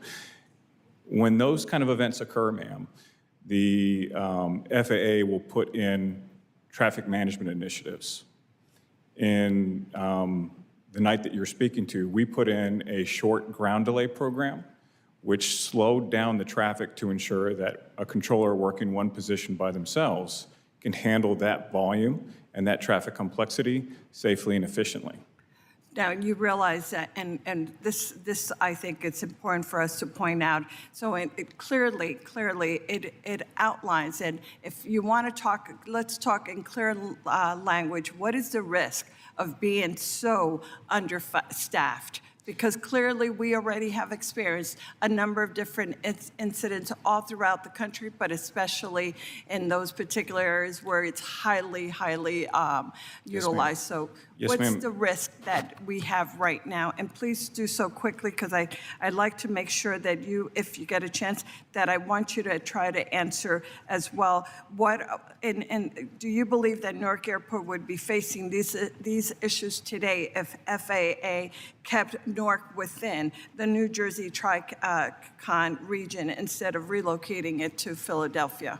So 2 questions. The move to Philadelphia was absolutely necessary to prevent what we Why? saw the other night. N90, the facility that owned that airspace, after over 10 years of incentives, the staffing continued to go down. And the long-term projections of that facility showed that they were going to be in really poor shape staffing-wise, where traffic management initiatives that caused extreme delays weren't just atypical, they were going to be commonplace. We did not have an adequate pipeline of controllers wanting to go to N90. We needed to move the airspace because you were our still only... understaffed in Philadelphia. You're now questioning and talking about folks not wanting to go to be in New York but go to Philadelphia. If you were understaffed in Philadelphia, why would you expect that they would be in the position of being able to control both of those airspaces? It's only one airspace, ma'am. Well, but we're only one talking airspace. about a lot of the incidents and problems ma'am. that have occurred. I want to make sure I address your question. We moved the airspace because we had a lack of a pipeline. Since we moved the airspace, I have CPCITs, that means professional controllers who are volunteering to go there. Before, the only option we really had was sending academy graduates to the most congested airspace in the country. The success rate of our academy grads for the last 10 months at that facility was 23%. Only 2 out of 10, essentially, were going to make it through the program. I've now moved the airspace. I have a high-fidelity training program over at Philadelphia Area C, as well as experienced controllers wanting to go there. Every class spot that I have at Philadelphia Area C through 2026 is filled with a candidate that's got experience to work that level of traffic. That's why we moved the airspace. What you saw as far as ground delay programs due to staffing shortages is something that airspace would have seen in the coming years, and it would have lasted for a long time. That airspace move was necessary to ensure that we had enough controllers to work that airspace for the foreseeable future. It was going the wrong direction. And while I know there's some pain points now, what you're seeing now is what would have been exponentially worse in the future. All right. Thank you. Mr. Chairman. I yield back. Thank you. Mr. Knott, you're recognized. Thank you, Mr. Chairman. To all the witnesses, thank you for your testimony. Thank you for the expertise that you're bringing. And we certainly appreciate this discussion, as it's very important to all of us who utilize air travel so frequently. Mr. McIntosh, I want to talk to you first. It seems as though there's a common thread to a lot of these problems, which is either understaffing or a de minimis number of people seek out to be an air traffic controller. One issue that I'd like to talk about is the academy in Oklahoma. And obviously we need to support and boost that program, but would it make sense to authorize either satellite campuses or additional footprints around the country to try to attract more air traffic controllers? Thank you for the question. We are exploring collegiate training initiatives, so college training programs, and we have enhanced college training programs put in place now. We have, right now, our CTIs, if someone comes out of a CTI school that teaches air traffic academia, they are a candidate pool for our FCTs, our federal contract towers, which is welcome news to them because right now their talent pool really is retired controllers. But this allows them to grab people coming right out of those schools. What we've done now is we have enhanced collegiate training initiatives. These schools actually have applied for us, the FAA, to come in, validate their programs, and say that they meet the same criteria that a student would have gone through the academy. Meaning that when they graduate from this enhanced CTI, when they graduate, they have the necessary background and education to go to an FAA facility directly. They bypass the academy. The additional requirements would be they would have to pass the air traffic skills assessment, same as you would for the academy anyways, and of course you need a medical and you need a security clearance, rightfully so. With these programs, that will add to that. About how many of those programs do you have? So right now, we just rolled the program out. We have 5 programs that have been accepted, but another 30 that have expressed interest. So it's still in its infancy. We need to allow it to mature. We're going to see our first round of graduates, and we're estimating 40 this spring. I know it doesn't sound like a lot, but we will see that number ramp up with more schools applying and being accepted. And when we start talking about where we are, if you get another 200, 250, it makes a difference. Huge difference. Yes, sir. And in regards to, do you see any issue in again, having 2 campuses of the academy, or is one meeting the needs of the day? Right now, we have the main campus. We are looking at regional training centers right now that kind of help take some of the burden off of the academy. We're not looking to take any student away from the academy. No. We're just looking to rapid fire it and assume some of the other additional courses. So we are looking at regional training. We actually are going to do regional training in Atlanta, and it makes sense to do so. As an air traffic controller, I'm sure you can imagine, your training is never over. No. You continue to go through your whole entire career and you learn. So the ability to go to a regional training center and perhaps do an intermediate class and let the academy focus on just putting people through to be future air traffic controllers, that's what we're concentrating on now. But we're exploring other options as well. It's vital to our success to make sure that that pipeline is robust and is full. Right, and more locations would arguably add to the pipeline cultivation. I wouldn't be able to argue with that, sir. That's right. And just on a secondary issue, in terms of artificial intelligence going into the space, have you all already seen that coming in, or is it something you're preparing for? And how is that going to affect the future of air traffic controlling? I know that AI has been discussed, but I don't know if it's been anything more than just nothing concrete to actually put into a plan. We've spoken about, what is the role of AI, but I haven't seen anything concrete to move that forward other than just conjecture at this point, sir. And are there any models that around the world that utilize artificial intelligence in air traffic control? Yeah, I couldn't answer that question right now. The only AI I'm aware of is some data analysis that our SIAS group is doing. That's to basically take, some of the data on safety trends and start identifying trends with an AI piece. Okay. But as far as air traffic control, no, sir, I'm not aware of any. Okay. Mr. Chairman, thank you. I yield back. Gentleman yields, and now recognize Ms. Friedman for 5 minutes. I want to thank the witnesses and for being here today, and certainly the chair and the ranking member for holding this important hearing. Before I was in Congress and before I was in the legislature, I actually sat on the Burbank Hollywood Airport Commission for 6 years. Really enjoyed my time there, worked very hard to get an approval for a new terminal, which is a 350,000 square foot new terminal that will be much, much safer for the traveling public than the current 1930s, 1920s terminal. We've heard a lot of discussion today around the impacts of the DOGE, cuts to personnel at FAA, to layoffs, to over 400 probationary employees being laid off. I want to shift gear away from the air traffic control discussion and a little bit more towards airports like Burbank that are undergoing construction. The airport received several grants for the airport terminal program, including almost $10 million for this year. This is critical funding for the airport to continue its construction to keep people safe when they're traveling.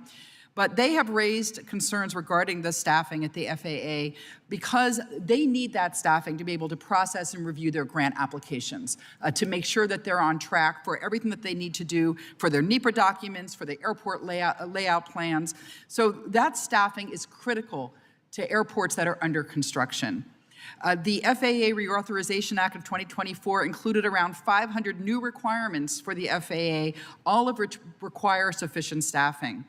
So with those employees being laid off, the 400 probationary employees that the administration laid off, and the others that took early retirements because of the DOGE requests, I am wondering how those airports are going to get their requests processed on time.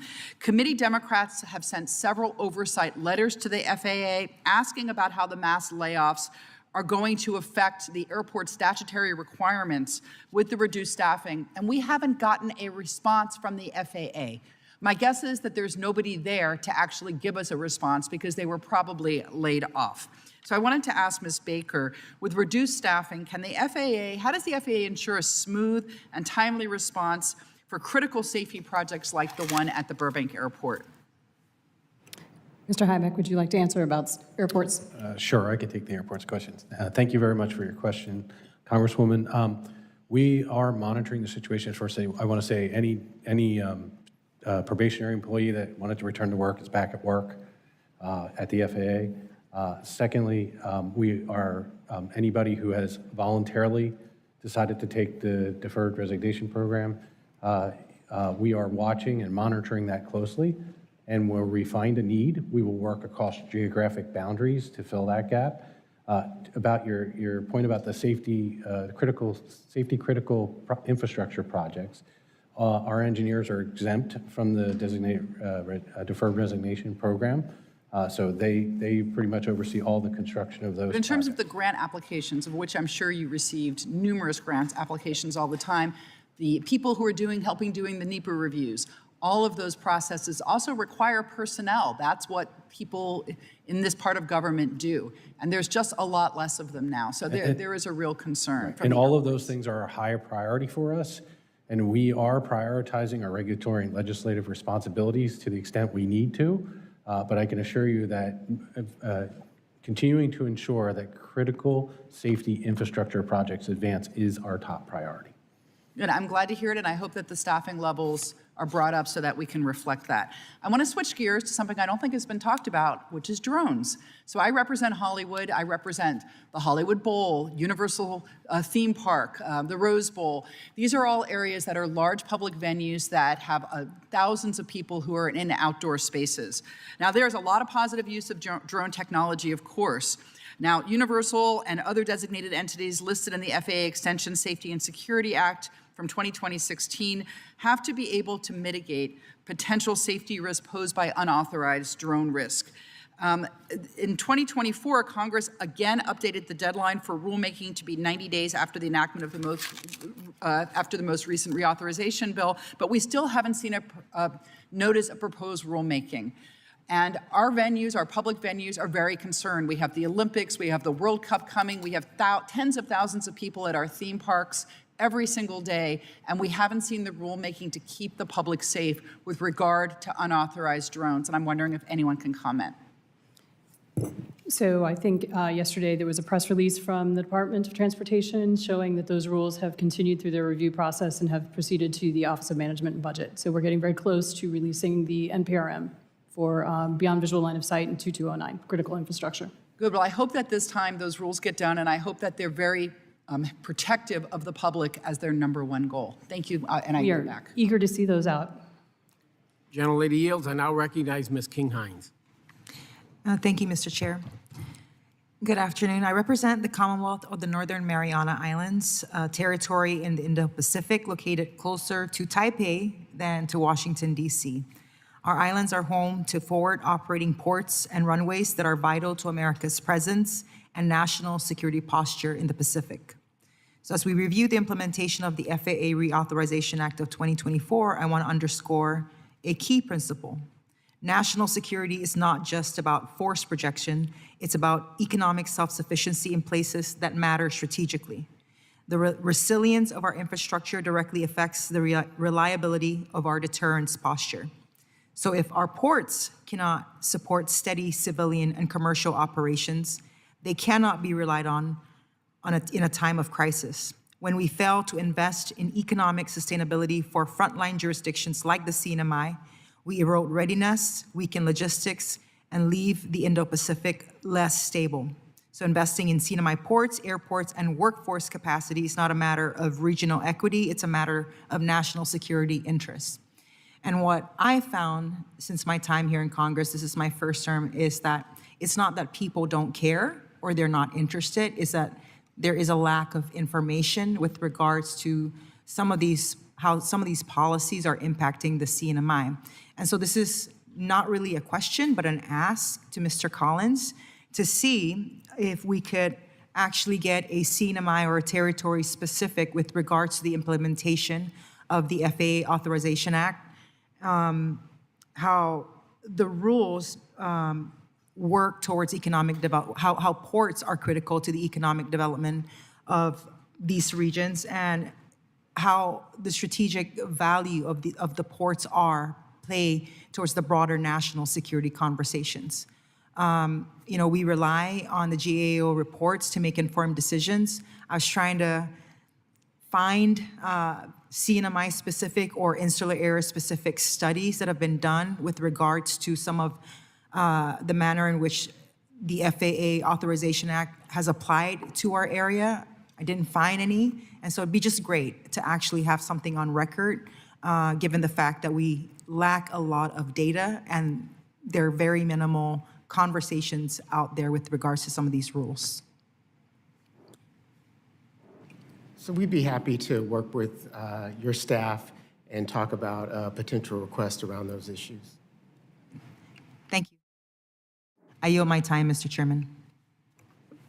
Gentlelady yields. I now recognize Ms. Gillen. Well, thank you, Mr. Chairman, and thank you to all of our witnesses appearing here today. I am proud to represent New York's 4th Congressional District on the South Shore of Long Island, which is home to New York TRACON, which is commonly referred to as N90. N90 plays a critical role in maintaining and managing the most complex and congested airspace in our country, including LaGuardia, JFK airports. Despite the strong objections of the New York congressional delegation last summer, the FAA needlessly relocated 12 air traffic controllers responsible for overseeing Newark Liberty International Airport from N90 on Long Island to Philadelphia. This reckless decision not only uprooted critical civil servants from their families, from their friends, from their lives, it put the safety of our airspace at risk. The FAA finalized a safety report in 2022, which clearly spelled out major issues that could arise, including data outages resulting in loss of communication lines and surveillance support. The report classifies these risks as a, quote, major hazard, unquote. But the FAA claimed that there was only a medium overall risk because in the FAA's estimation, the likelihood of an outage was, quote, extremely remote, unquote. Mr. Chairman, that is exactly what has happened. Twice over the last 2.5 weeks, radar and communication systems that help controllers direct planes in and out of Newark failed for as long as 90 seconds at a time. This left controllers unable to see or talk to planes in the area. I'm going to repeat that. This left controllers unable to see or talk to planes in that area, the most congested airspace in our country. This led to major delays and cancellations and left passengers stranded. Mr. Chairman, I'd like to enter this article from May 9th into the record. The article quotes a former air traffic controller and current professor of aviation who calls the FAA's calculation on the likelihood of an outage, quote, out of step with operational reality, unquote. The article also quotes the former Inspector General of the Department of Transportation who accuses the FAA of downplaying the risk of the move and calling the recent outages terrifying. My question is for Mr. McIntosh and Ms. Baker. Do you still agree with the assessment in the report that the risks associated with this move were extremely remote? Yes, ma'am, I do. Why is that, sir? We followed the safety risk panel. We took everything into account as far as our redundancies and our known telco providers and what they could provide, years of reliable service and the way that this is done, and we've had this same setup that we have in Philadelphia Area C across the country. So you think 2 incidences in 2.5 weeks is okay? I didn't say that, ma'am. So, but you don't think it's remote?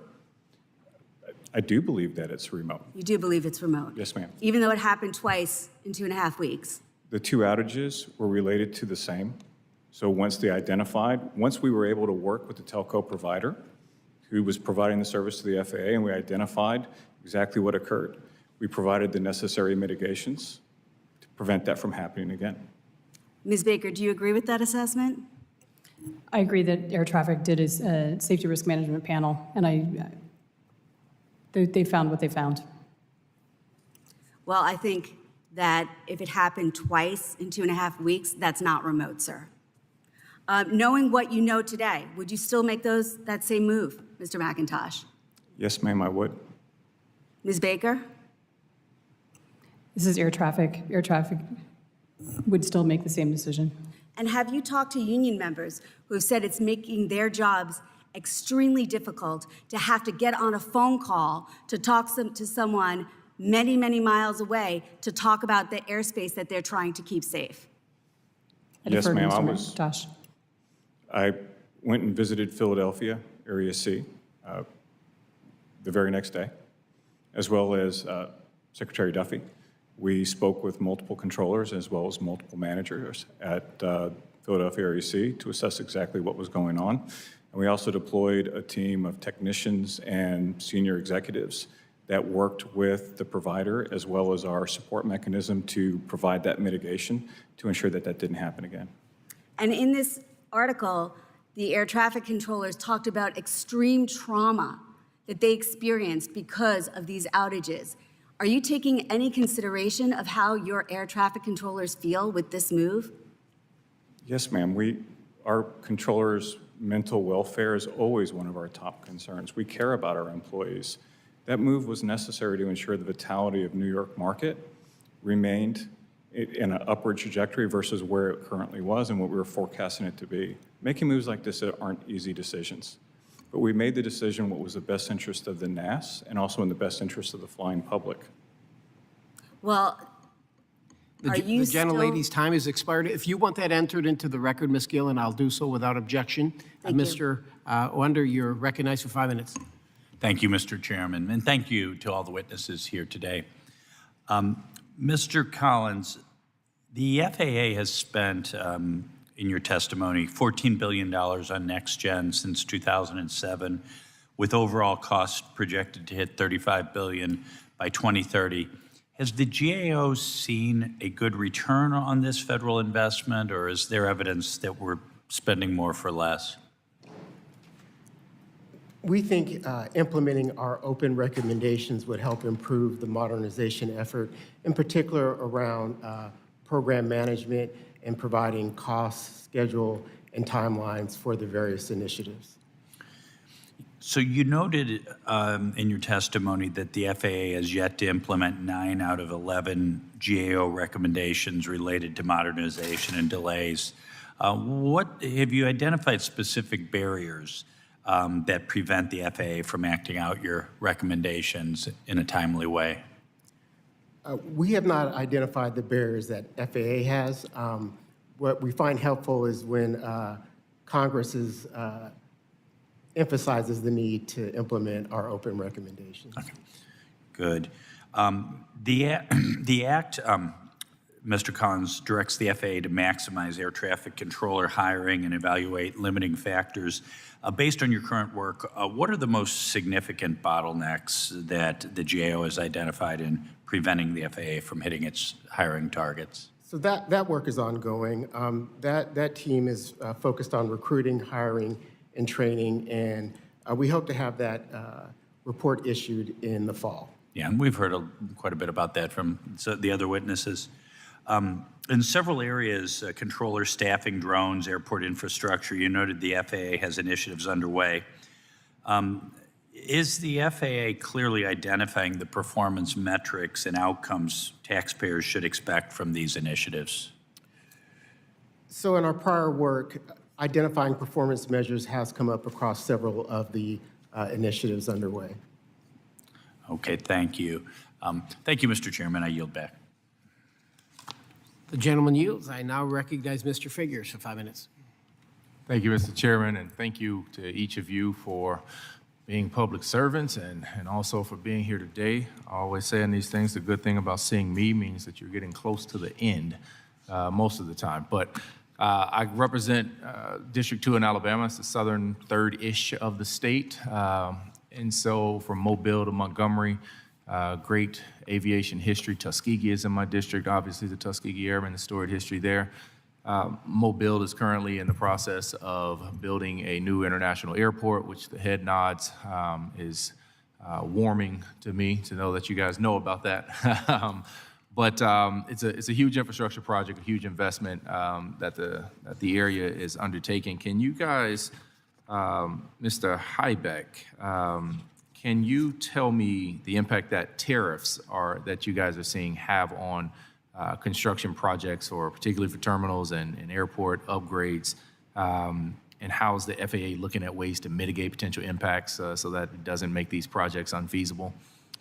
Thank you for the question, Congressman. And I just want to say that I met with the Tuskegee Airport, so they have a great, good number of projects there that they're looking at.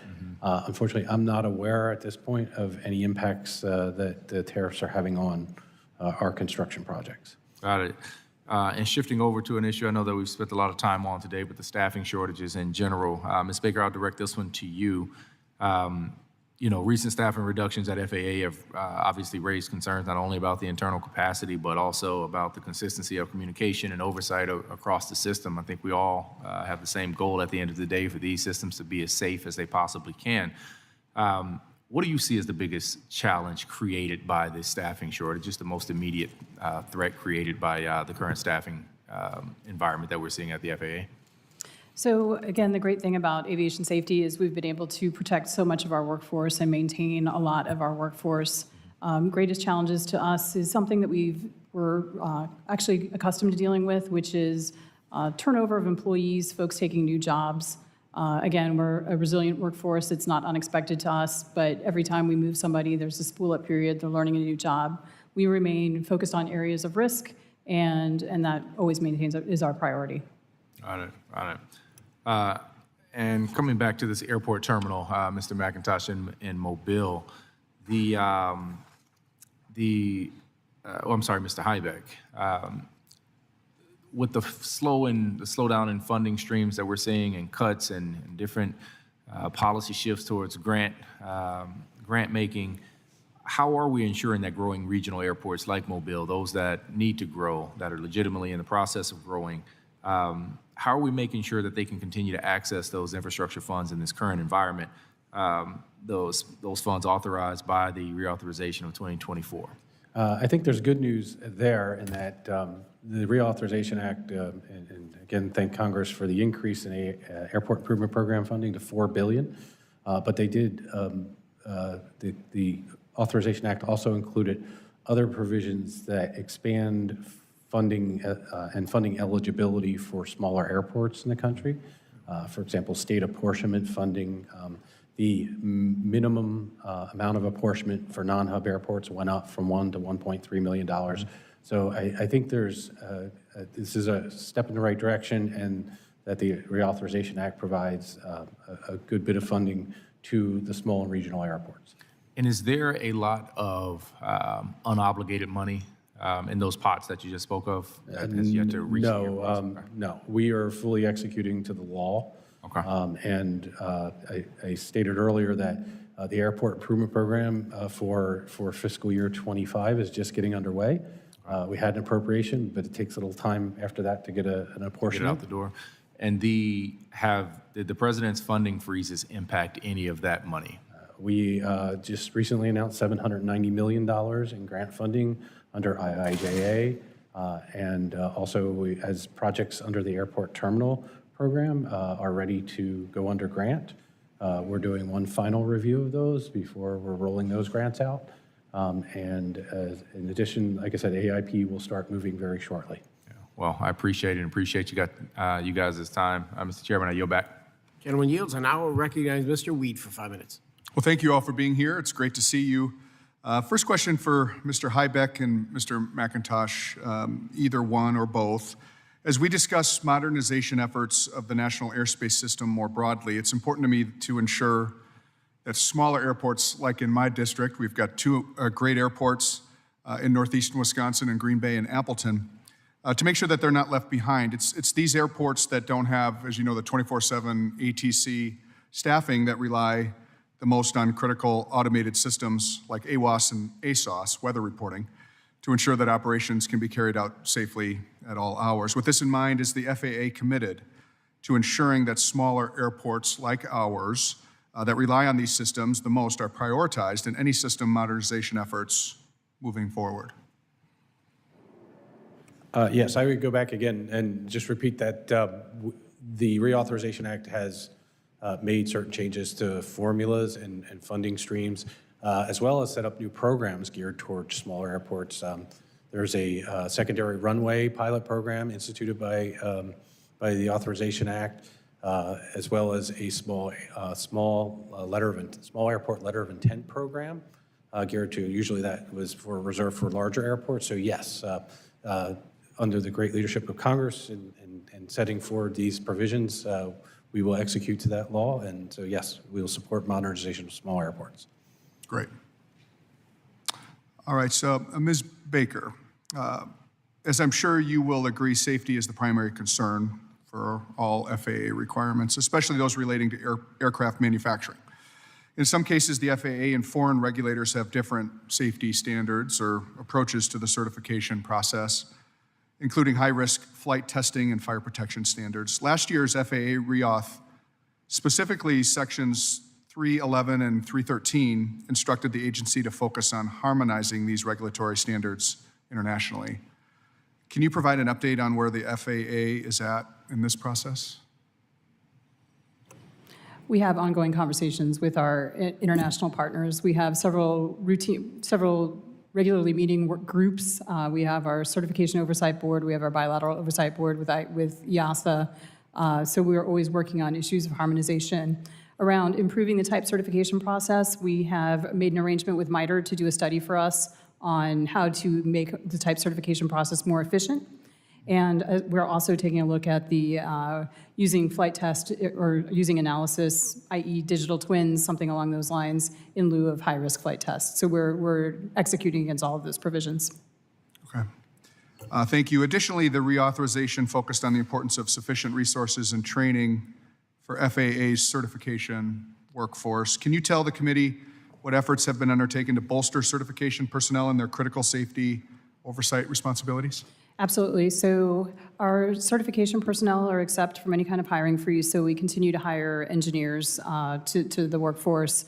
Additionally, we really are leaning into, we call it our aviation skills, I'm thinking of drawing a blank on the end of that acronym. Essentially what the program does is it gets our engineers out to manufacturers, not just the manufacturer that they're assigned to, so they can learn about new technologies coming into the system, new manufacturing procedures, and we're sharing that across the larger workforce so they all become more efficient, they all get better at the work in general. So yeah, we are doing work around certification engineers. Okay, great, thank you. And lastly, the commercial drone industry has already provided millions of dollars in savings while also saving many lives. And recent natural disasters, including wildfires in California, earthquakes, and flooding in North Carolina, have highlighted the critical role drones play in emergency response. In order to realize the industry's full potential to reduce traffic congestion, lower carbon emissions, and improve worker safety, the FAA must publish rules to allow drone operators to conduct beyond visual line of sight operations, which right now is only permitted by exemption.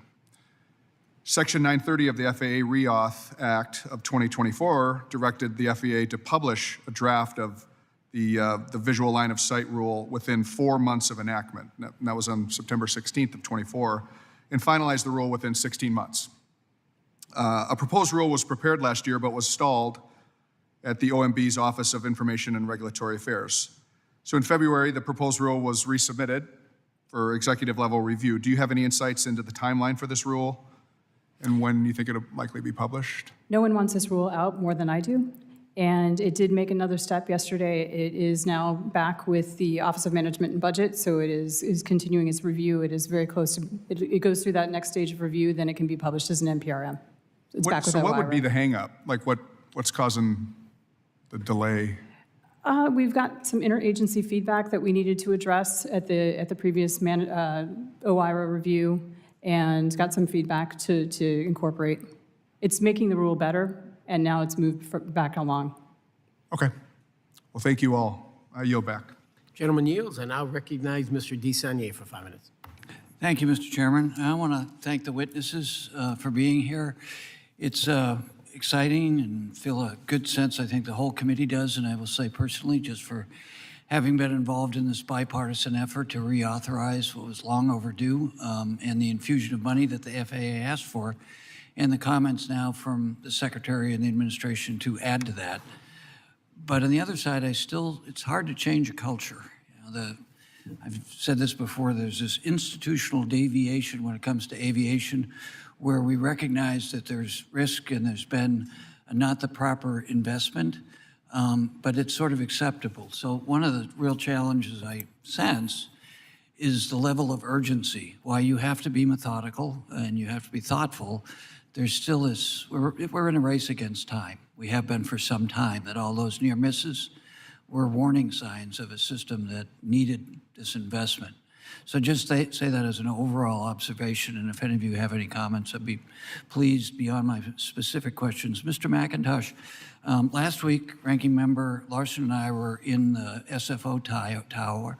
I represent an East Bay district. I've spent a lot of time with your members, particularly on the West Coast. One of the things that came up was not just attracting, and I like everything you're doing, about incentivizing people to get in. So I'd like to ask two questions of you. Something came up in that conversation, and it should be obvious to all of us, burnout of people who are right at the prime of their career.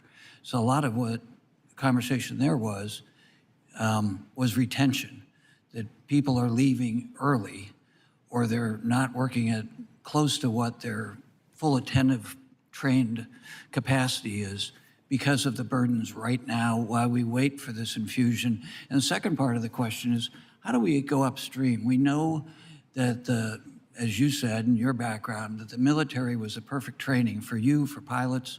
And this goes to comments I've had from a famous pilot in my district who has called me and said about kids coming out of the academy as pilots have never flown in real inclement weather in person. So they go off to the regionals, and and I've heard this from other pilots, is they're not ready. So how do we, first of all, deal with the retention right now and the urgency, but then how do we go back and create an aviation corps?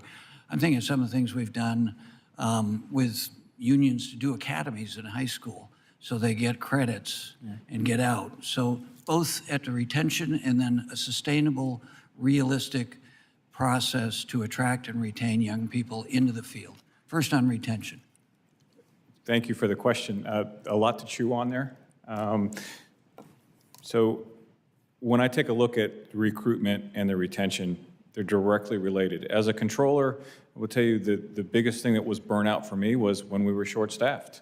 If you're short-staffed, chances are you're working 6-day work weeks, and you might even be required to work some 10-hour days to cover some short or some, if someone calls in sick, you're understaffed, or you're short-staffed on a swing shift, you might be held over for 2 hours. That's where some of the burnout is coming from, sir. So the remedy is what currently Secretary Duffy is proposing with the supercharged hiring, ensuring that the academy is full, that we pull all the levers to get the influx of talent into those field facilities. I said this at the start of this hearing, and I'll say it now. It's going to start and end with staffing. Our staffing needs to improve. Once the staffing improves, once we make sure that we are supercharging our hiring, we are ensuring that every academy seat is filled with the most qualified, best and the brightest.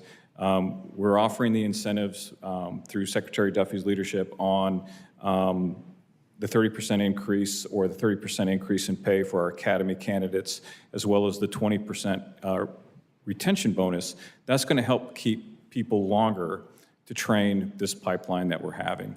As far as making sure that we change the culture, behavior comes first, culture comes next. I believe you're seeing some behavioral changes now by the commitment that you're seeing from our acting administrator and the secretary, as well as the commitment from everyone that's sitting at this table.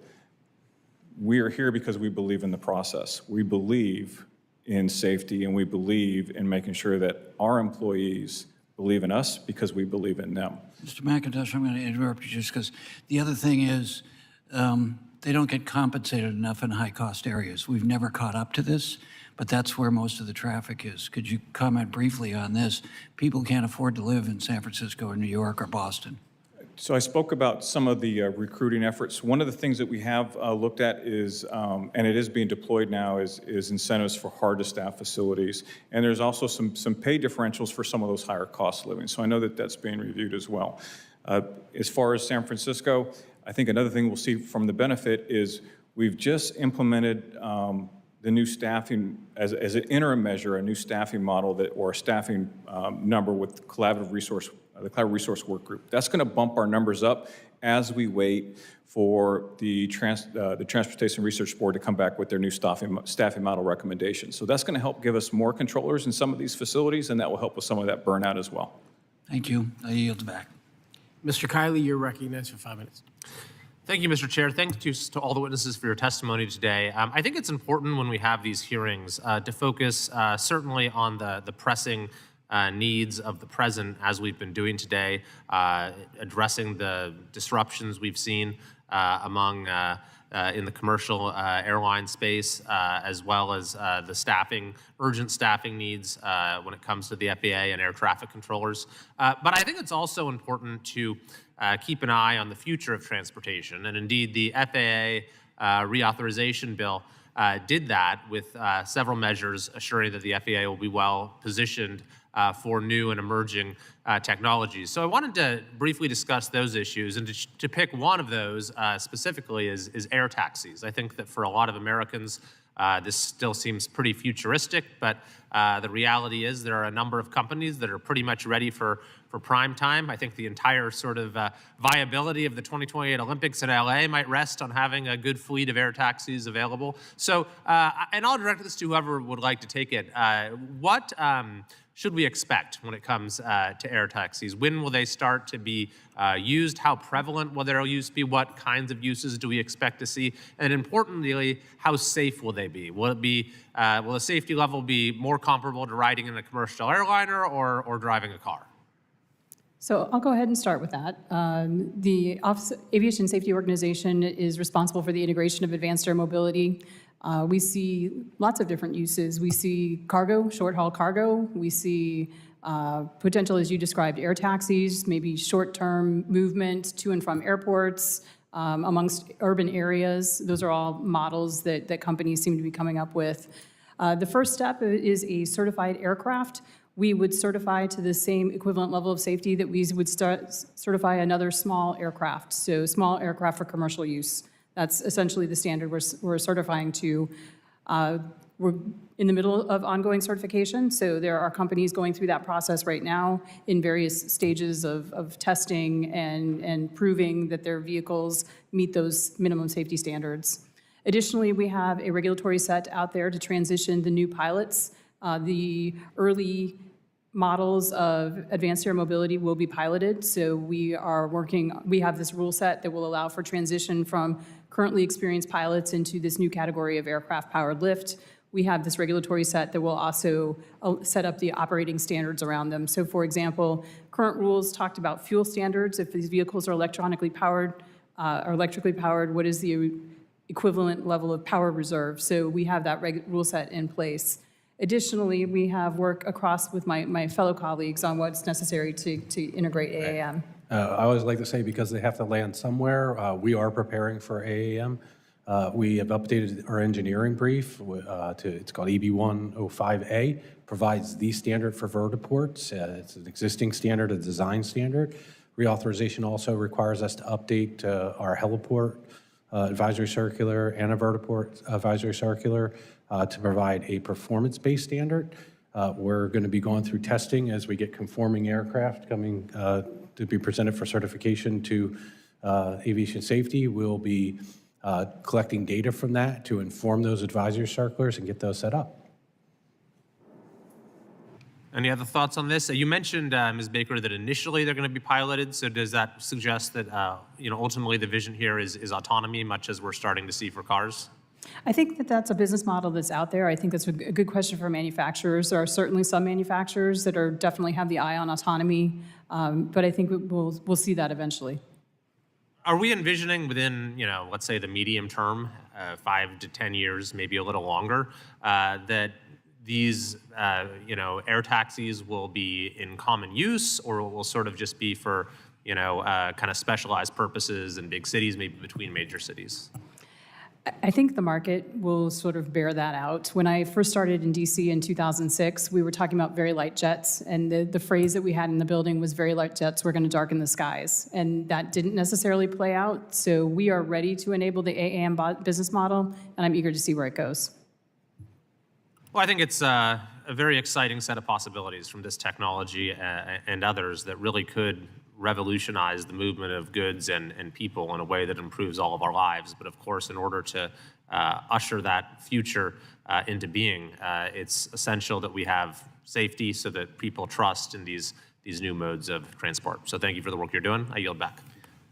Gentleman yields. I now recognize Ms. Scholden, 5 minutes. Thank you so much, Mr. Chairman and Mr. Ranking Member, and welcome to our witnesses today. Public service is a high calling, especially when the stakes are high, as they are in air travel. So I really want to thank you for your service. We're nearing the end of our grueling testimony and hearing today, so thank you so much for bearing with us. This is truly a unique moment in the aviation space at a time when public confidence in aviation safety is on the decline. Even as we know, it has never been more safe to travel by plane. We cannot ignore the public sentiments about this. We need the FAA to continually recommit itself to not only keeping our skies safe, but to ensuring that the public feels that way and they understand how safe that it is. Every day, Americans are worried about their family's safety on flights. As I travel back and forth between Washington, my constituents ask me all the time about the safety of flying.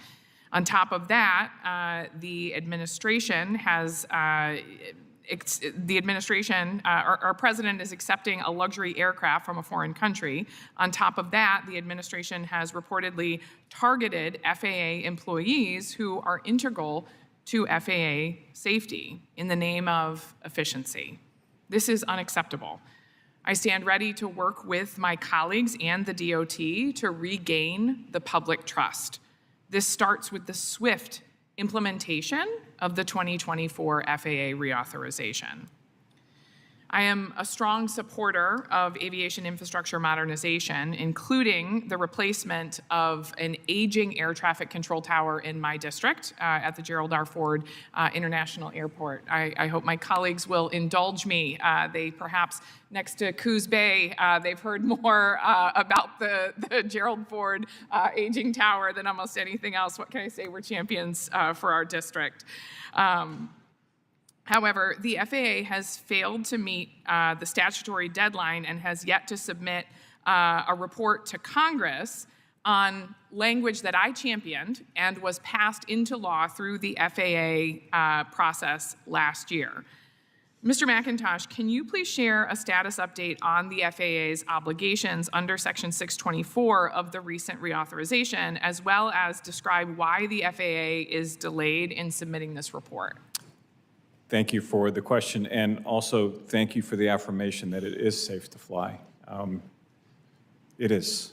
I fly every single week as well, and never do I ever board an airplane ever worried that there is going to be an air traffic situation or a problem with the aircraft due to Ms. Baker's diligence as well as Mr. Heibeck's overseeing the airport environment. So thank you for that affirmation. In regards to your question, the status of 624, the air traffic controller tower replacement process, yes, ma'am, we are finalizing the report, and I can absolutely offer that report. My team and I will be happy to offer that report and brief your office on the tower replacement project. We would be happy to do that. We're also putting it online so everyone can see it, so everyone has full transparency. But again, if you don't want to go online, we'd be more than happy to brief you. As far as the delinquency, I wasn't aware that it was delinquent. I came in today, and I do know that we are finalizing the report, and we're happy to say that we're going to be able to take this one off the list, ma'am. Thank you. I appreciate it, and we look forward to it. We accept your invitation of an individual briefing. I want to ask about the presence of DOJ at the agency. I know my colleagues have been asking a lot of questions about that. This agency came in and was created to boost efficiency. Mr. McIntosh, has the presence of DOJ increased or had any type of impact, negative or positive, on the agency's efficiency or performance? So I was asked this question earlier. I haven't witnessed DOJ in the FAA. I haven't seen them. I haven't corresponded with them. In regards to efficiency, is it your testimony that they don't have any presence at the FAA? my testimony is that I haven't seen them. I haven't interacted with them. So you don't know if DOJ has had any impact. You have not seen DOJ having any impact in enhancing efficiency or decreasing efficiency? No, ma'am, I haven't. I have visited air traffic controllers and facilities, and my interactions with them have strictly been, and their feedback to me has been, they were looking for infrastructure improvements as well as improvements to staffing. Those are the things that come to me. Those other items that you discussed has not come up in our conversation. And have you seen those come to fruition then? As staffing changes and the improvements? And so I have not seen the infrastructure improvements yet, but we are very hopeful through bipartisan legislation that we will see that, because controllers are, quite honestly, and I said this in hearing yesterday, We talk about being the gold standard. I just want to make sure that we remain there by investing in our infrastructure and investing in the controllers and the technicians that use them every day. And then the flying public will benefit from those safety measures as well. We're excited about it. Thank you. Mr. McIntosh, yield back. Thank you. To the panel, we may have a couple members left. We okay? Continue? Yeah? All right. I now recognize Mr. Taylor. 5 minutes. Thank you, Chairman, Ranking Member, for holding this hearing today. And I also want to thank the witnesses for being here, for your time and expertise and the sacrifices you all made to be here. We appreciate you very much. With domestic international aviation travel rising in the United States, it's imperative that the FAA does everything in its power to keep our skies safe. I'm excited to work with members of this committee and the FAA to implement the best policies and procedures to keep our constituents safe while flying, while ensuring ease at the airport.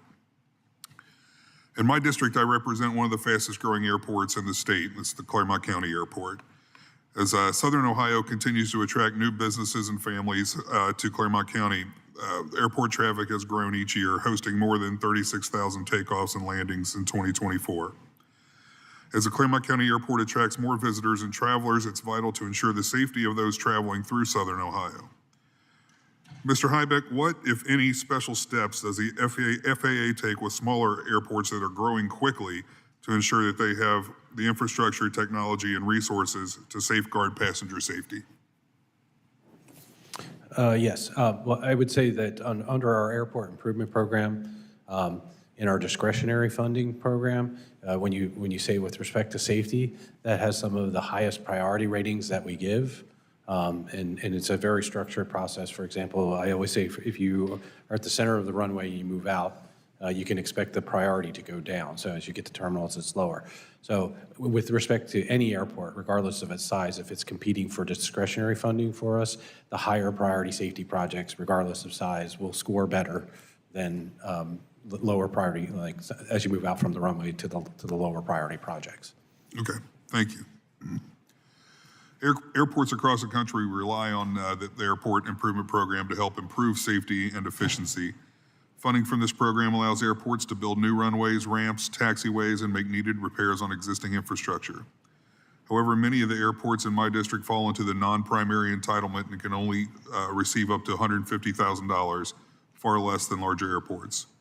Even though these more rural, smaller airports have less air traffic and require less money, the AIP funds can be vital for many small towns.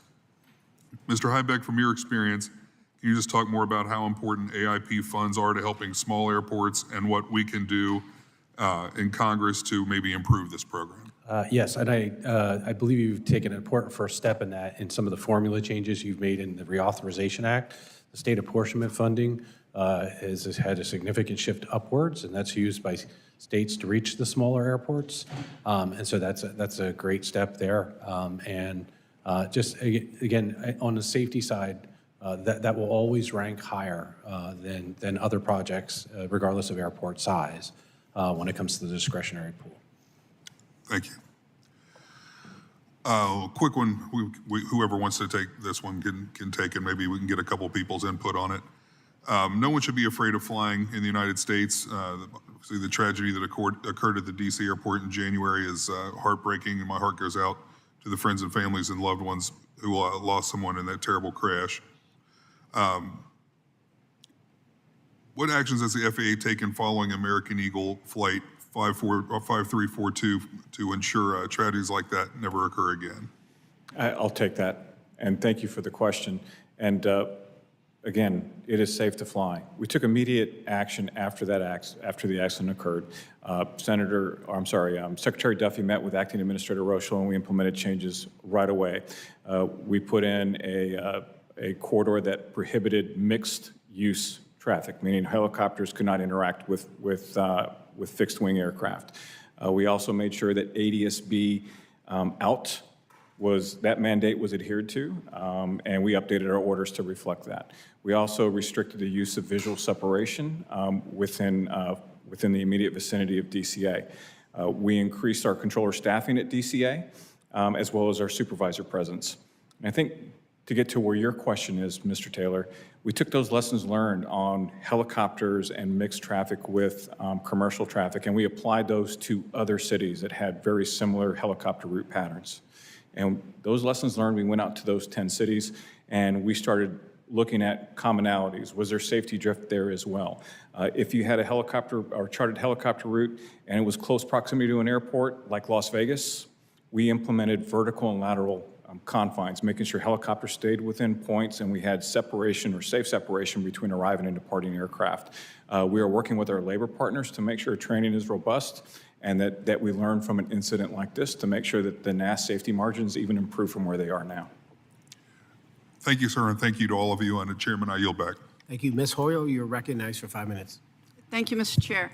As a member with one of the longest commutes in the contiguous United States and no direct flights, I spend a lot of time on planes and talking to pilots and talking to air traffic controllers and talking to the people that support the support staff that help our air traffic controllers do their jobs.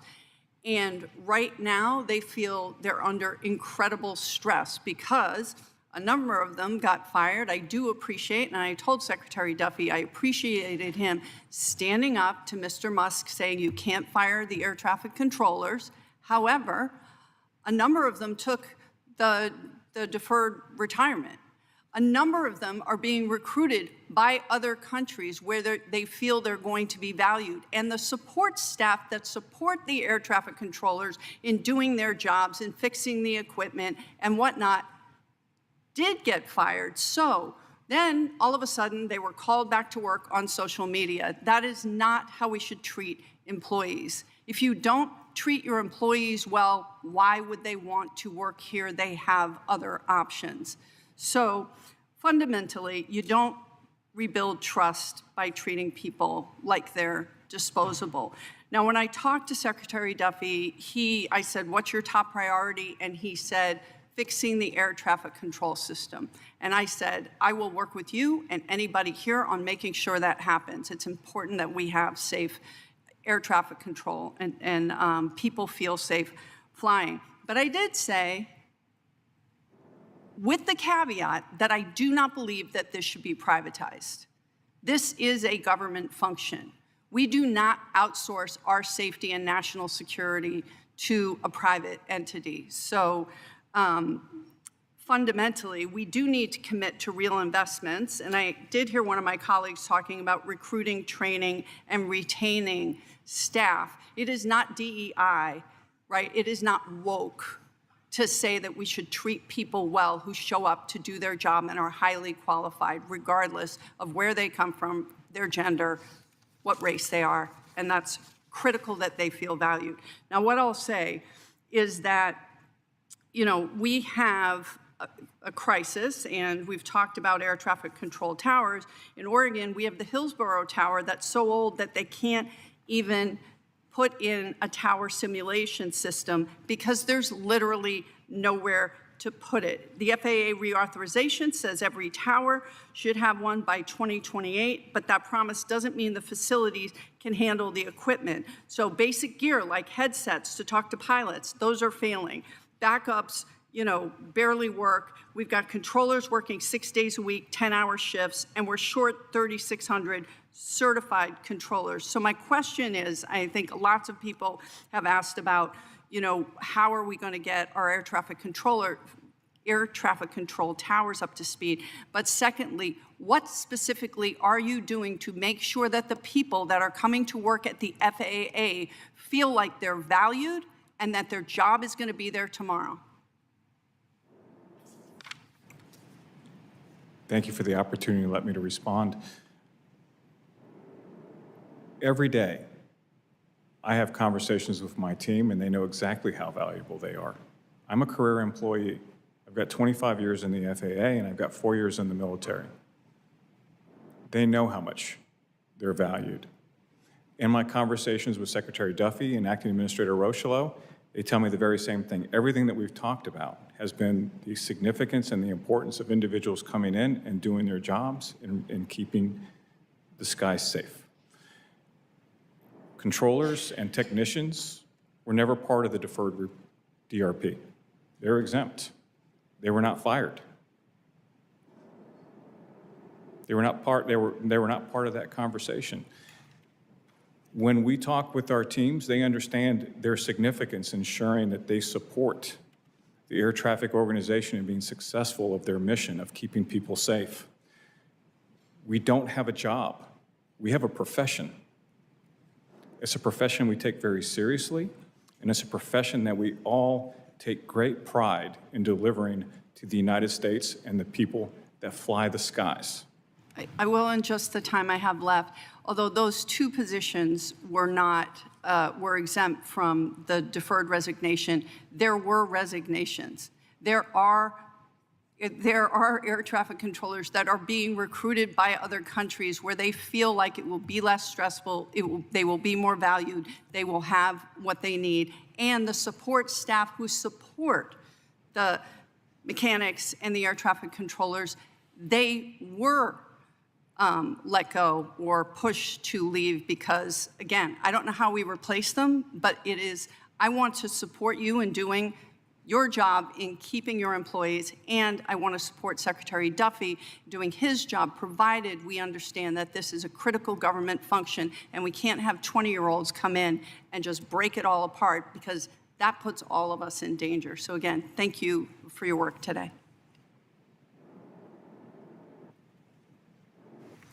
Gentlelady yields back. I will yield to myself. First of all, you know, I had prepared remarks. I'm going to use a few of them. They were thoughtful and methodical, et cetera, but I got to do my thing here. And I want to start out by thanking the FAA for the work that is done. There's a lot of good people who work very hard, give it their best, and do their job.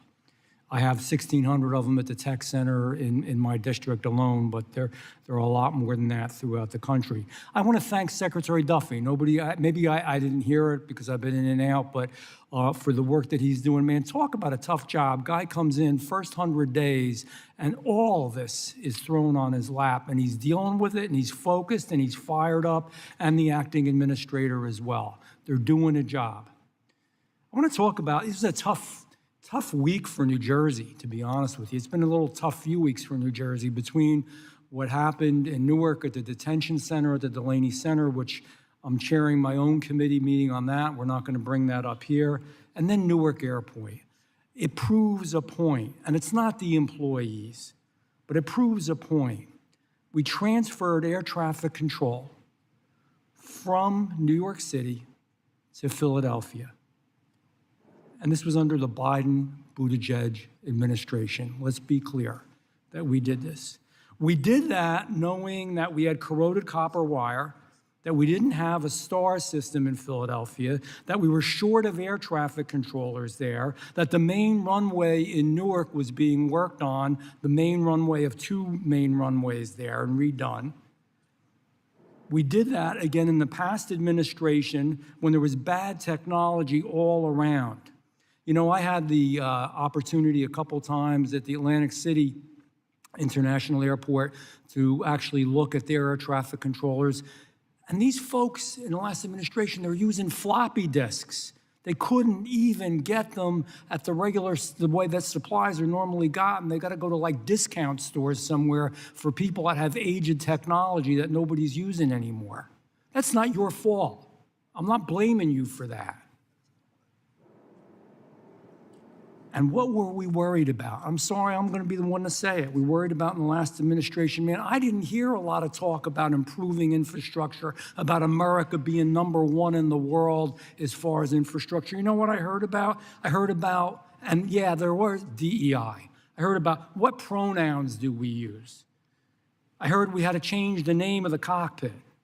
I heard that we had to be concerned about bathrooms and how we dealt with them and what was a men's room, a women's room, transgender, whatever it was. I heard we were discussing tree equity. I don't even know what tree equity is, but we were discussing it. We were discussing racist roads and bridges. I'm talking about infrastructure in general, but it applies here.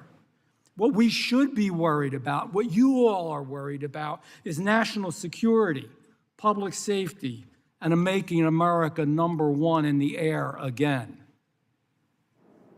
That's the real world. That's what we were dealing with in the last 4 years. That's what Secretary Duffy and the administrator have to clean up now, what all of you have to do, what all our good employees have to do. Damn it, we should stay focused on what the real issues are. That's the job of the FAA. It isn't all this other, and yes, it was, woke crap that doesn't belong there. And I don't mean to be crude, but I'm telling the truth. So, with that being said, Mr. McIntosh, and boy, thank you guys. I mean, you've been there a long time. You got to be tired. You really do. I hope they're feeding you coffee at least. And you're staying awake. Why was air traffic shifted from New York to Philadelphia when their systems were and still are in such disrepair? And I know we've already gotten some fiber in. We've done some other stuff. We're going to get the STAR system, et cetera. But why was that shift really? Did that have to be made? We did have to make that shift, sir. And again, I also want to say one thing, because I don't want to do a disservice to the controllers at N90 or the ones who are currently at Philadelphia C. They do a phenomenal job. I agree. Every single day. They work the most congested airspace under some high-stress situations. They're phenomenal. Our concern with Philadelphia or with the Newark TRACON and N90 was we had some real recruiting issues for that facility. Trying to find highly qualified controllers to go and certify was a problem for us. We were largely dependent upon the academy to give us students to work that most congested and most complex airspace in the world. And we were only seeing a success rate between 20 and 25% for these academy graduates. Me, I don't want to send someone who's straight off the street to go to the most complicated airspace to try to learn air traffic. It's not a formula for success. We took along at where the current staffing was at N90 and where it was 10 years before, and it was going the wrong direction despite a decade of incentives. A change was needed to change the trajectory of what that facility was going to look like. And what I mean by that is we wanted to make sure the staffing was going to get better. By moving the airspace, we had a lot of people who were not interested in going to N90, interested in going into the new Philadelphia Area C. As a matter of fact, all of our classes that we have scheduled, or this pipeline I'm speaking to, is filled between now and the middle of 2026 with experienced controllers to go learn this airspace, and they're excited to go do that.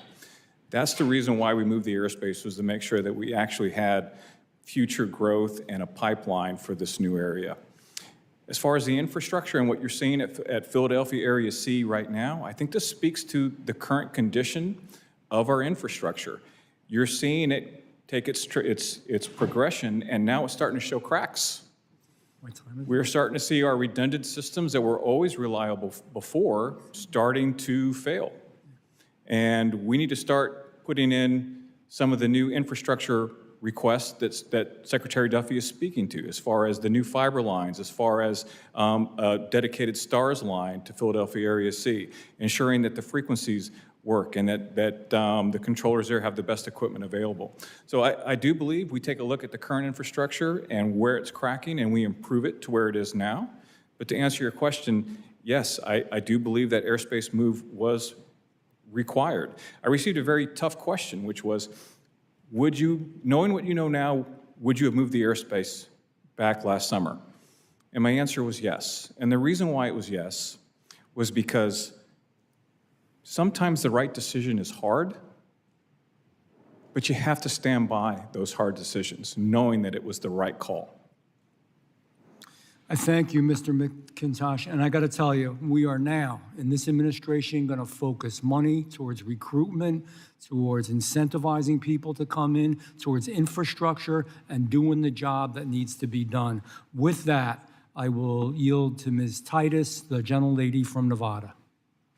Thank you very much. With all due respect to my colleagues' comments blaming the last administration for the problems at airports, I just would remind him that he was here when we passed the FAA reauthorization bill. He voted for it. I don't recall a lot of amendments that he might have introduced that dealt with some of the problems he's now criticizing the last administration for. That would have been welcome. I'll give you an extra few seconds. I talked about it over and over and over again. Continue. Yeah, I'm reclaiming my time. Also, I hope that the DOGE people will let you spend that additional money on infrastructure. I don't see any evidence of that. Mostly it's been cutting things with infrastructure, but okay, I'll take you at your word that we're going to make these great investments.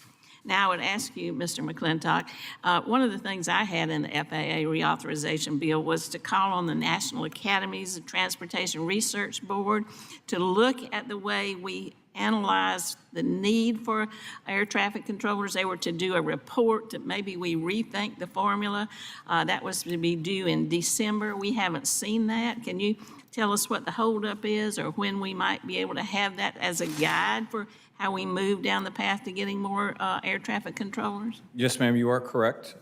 We did, as reauthorization required us to do, is we contracted the Transportation Research Board to analyze our staffing model and also analyze it against the new Collaborative Resource Work Group that was a collaborative product between the agency and NACA. We are awaiting for them to finalize that report. When that report is finalized, then the FAA will take those recommendations and develop a new staffing model. We expect the TRB report to be out this summer, but as an interim gap, what we have implemented was the new CRWG numbers to ensure that we actually put more controllers in those positions. So that's the stopgap measure, which was required by reauthorization as well, was the implementation of the CRWG as we wait for the recommendations from the TRB. Is there any way we can make corrections if those recommendations come out different from what you're using as a stopgap?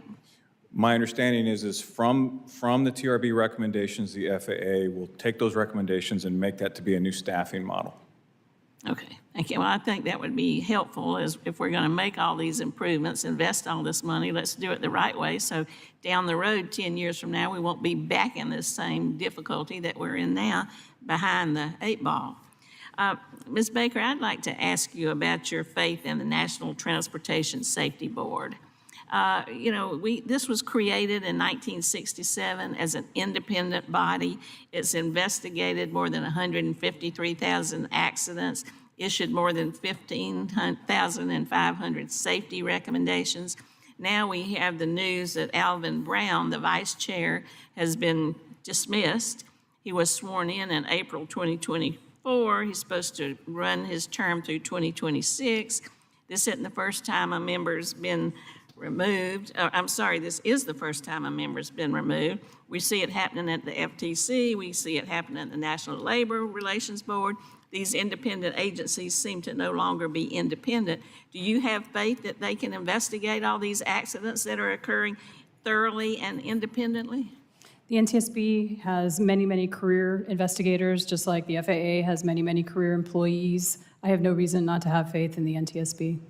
Well, could you just put on the record how important it is for this agency to remain independent and not be politicized or weaponized by the current administration? I believe that the NTSB has its own legislation, and it's going to follow it should follow its own legislation as well.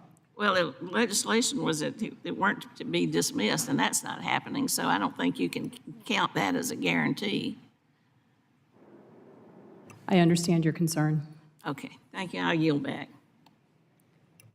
Gentlelady yields back. Are there any further questions from members of the committee who have not been recognized?